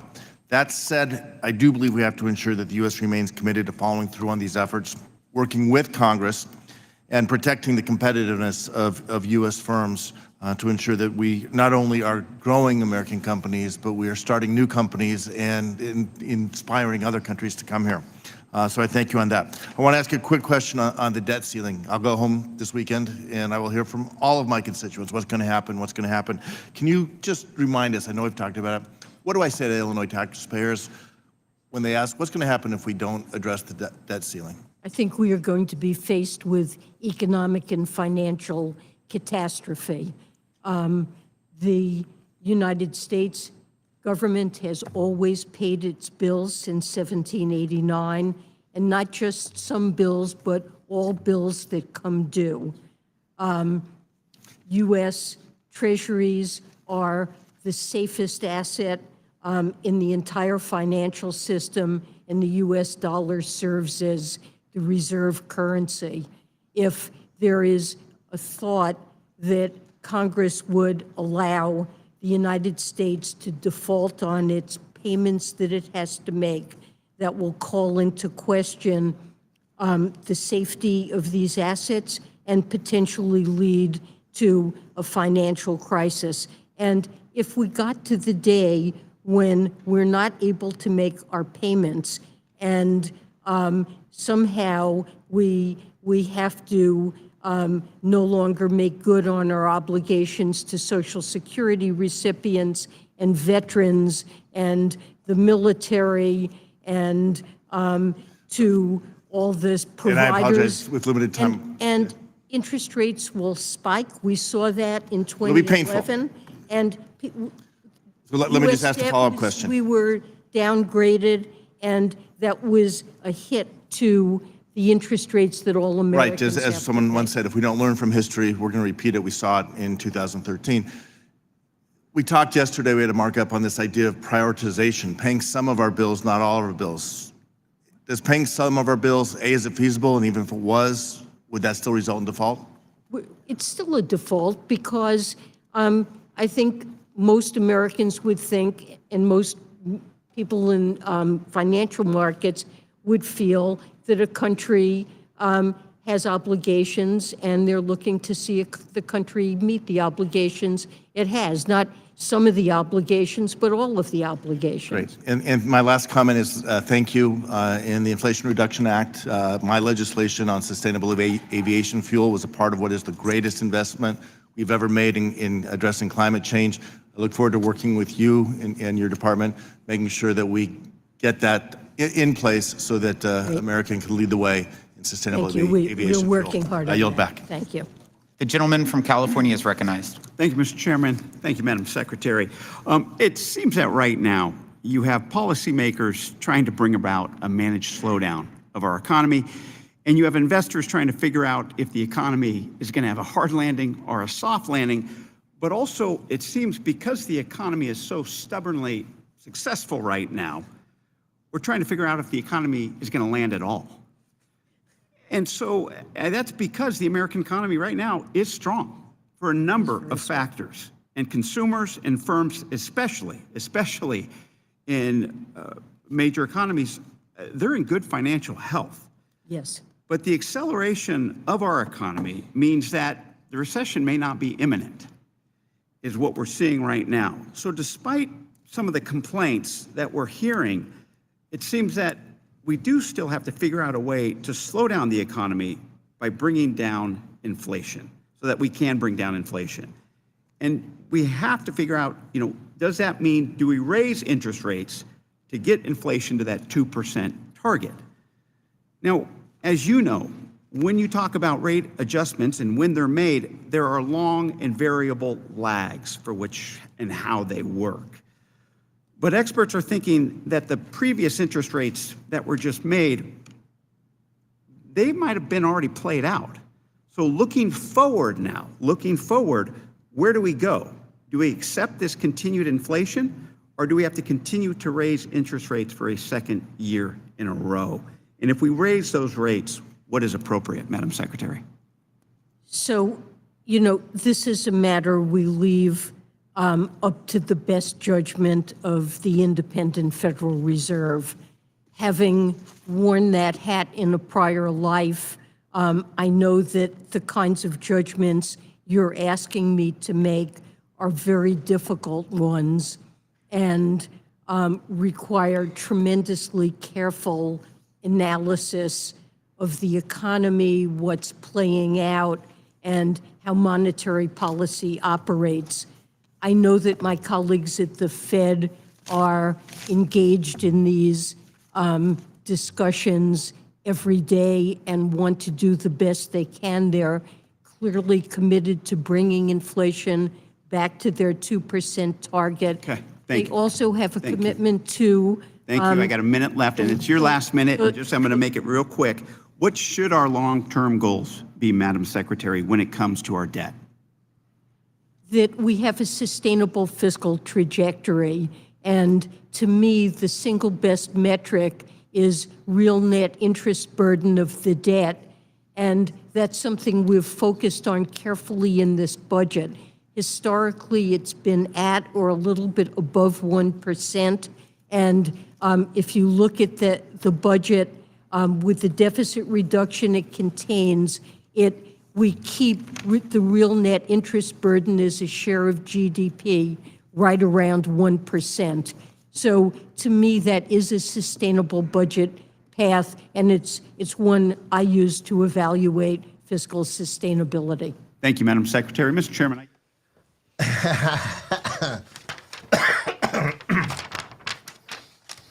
Luckily, see, this is a problem with being incredibly awesome. You guys want to hear the problem with being incredibly awesome? People try to do the most to get you shut down. That hearing just ended. Look at that timing. People try to do the most to get you shut down. I just had a field agent for the Virginia Department of Taxation come in here because apparently someone tried to make an anonymous complaint that I wasn't paying sales tax. Motherfucker, I keep all receipts. All receipts. So I just showed her the receipts. Unbelievable. I was like, why didn't you just look online? It was actually, there was an error. So I was paying to, so whoever made a complaint saying that Pure Truth Coffee was a DBA, which it's not.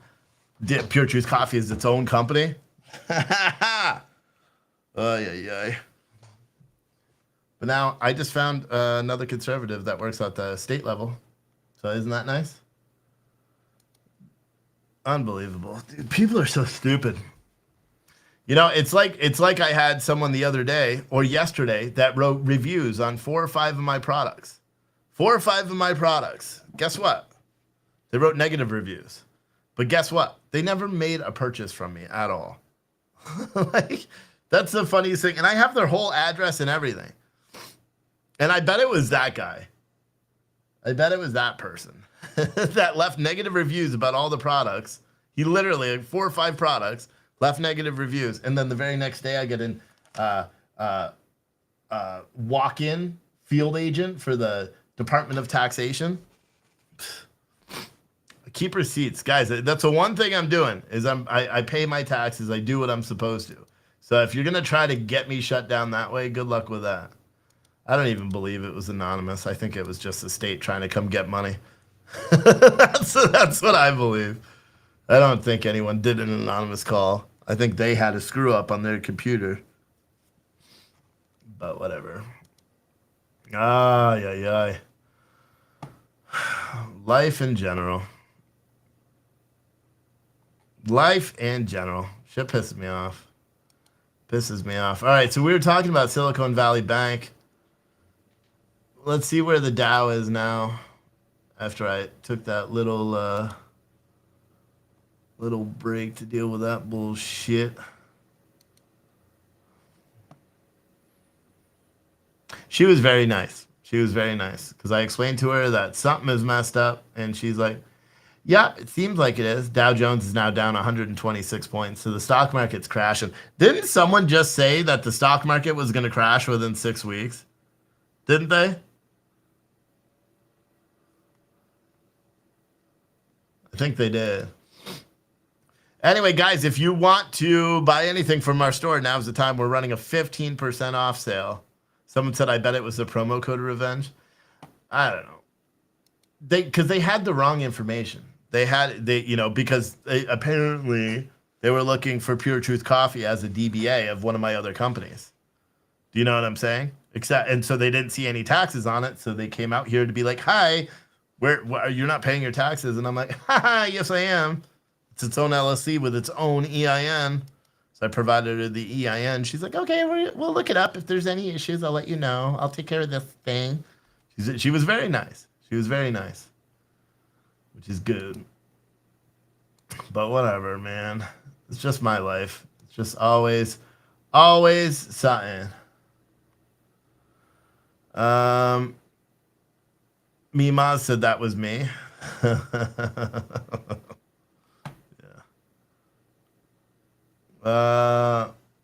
Yes, I heard that also. Heard what? Banks get to loan money they don't have and charge interest on it. How do you screw that up? It's worse than bankrupting a liquor store. Yeah, I don't know. I don't know what happened with Silicon Valley Bank. I don't know how that even happens, to be completely honest with you. Yeah, so this is an updated article. Silicon Valley Bank has been closed by regulators which have taken control over the bank's deposits. The California Department of Financial Protection and Innovation closed SVB and named the FDIC as the receiver. The FDIC in turn has created the Deposit Insurance National Bank of Santa Clara, which now holds the insured deposits from SVB. The FDIC said in an announcement that insured depositors will have access to their deposits no later than Monday morning.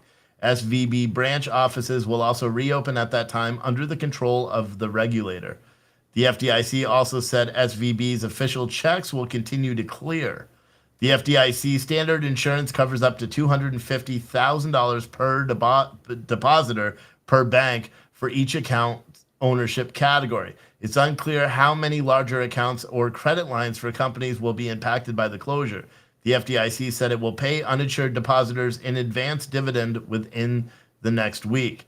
At the end of December, SVB had roughly $209 billion in total assets and $175 billion in total deposits, according to the press release. The FDIC was unclear of how much of those deposits were above the insurance limit.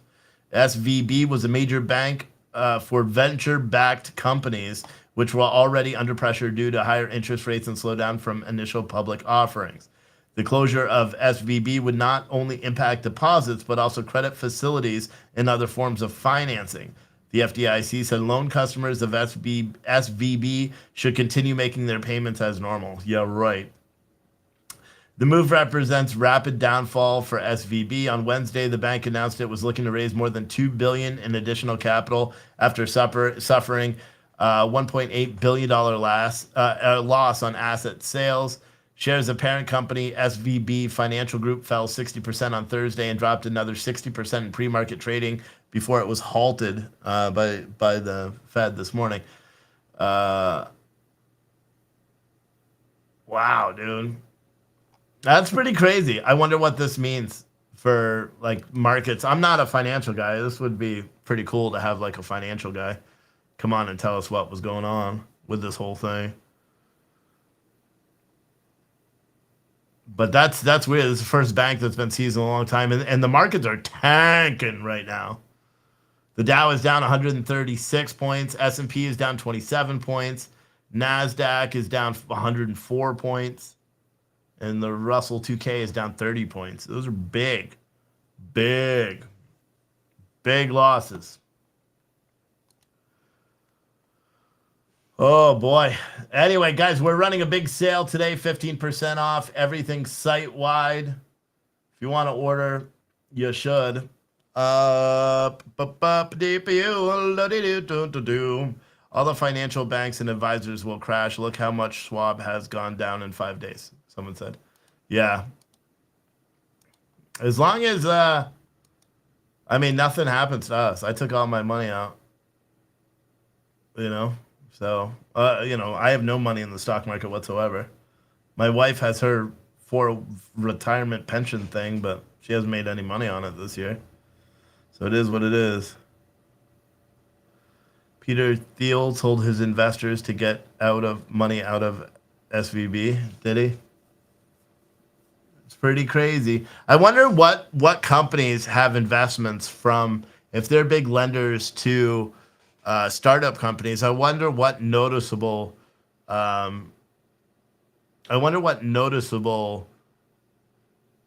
companies we will see that have a banking relationship with SVB. It's pretty interesting. Pretty interesting. Anyway, I appreciate all of you guys. I was going to show this other hearing. I don't really want to. I was going to show a hearing on compliance and oversight. I don't really want to. I want to finish packing these couple of orders and shut down the store, go to the post office, drop them off, kind of relax. I may actually take the whole night off tonight. I don't know yet. I don't know, but I'm hungry. I'm hungry right now. All this was happening during this hearing, and Biden was live touting his economic successes. Yeah. Funny, but make sure if you guys want to invest in something really good, go buy a t-shirt, hoodie, bag of coffee. Buy a 5-pound bag of coffee. Our first 5-pound bag of coffee is shipping today. So how about that? I forgot who ordered it, but you ordered the Italian roast in 5-pound bags. It's pretty rad, but yeah. I appreciate all you guys for watching, and I will see all of you mañana. That's how you say tomorrow in Spanish. I may go live tonight. I don't know. But as of right now, let's just say tomorrow. Make sure you guys tell all your friends that we're running 15% off. All right? 15% off. All right. We'll see you.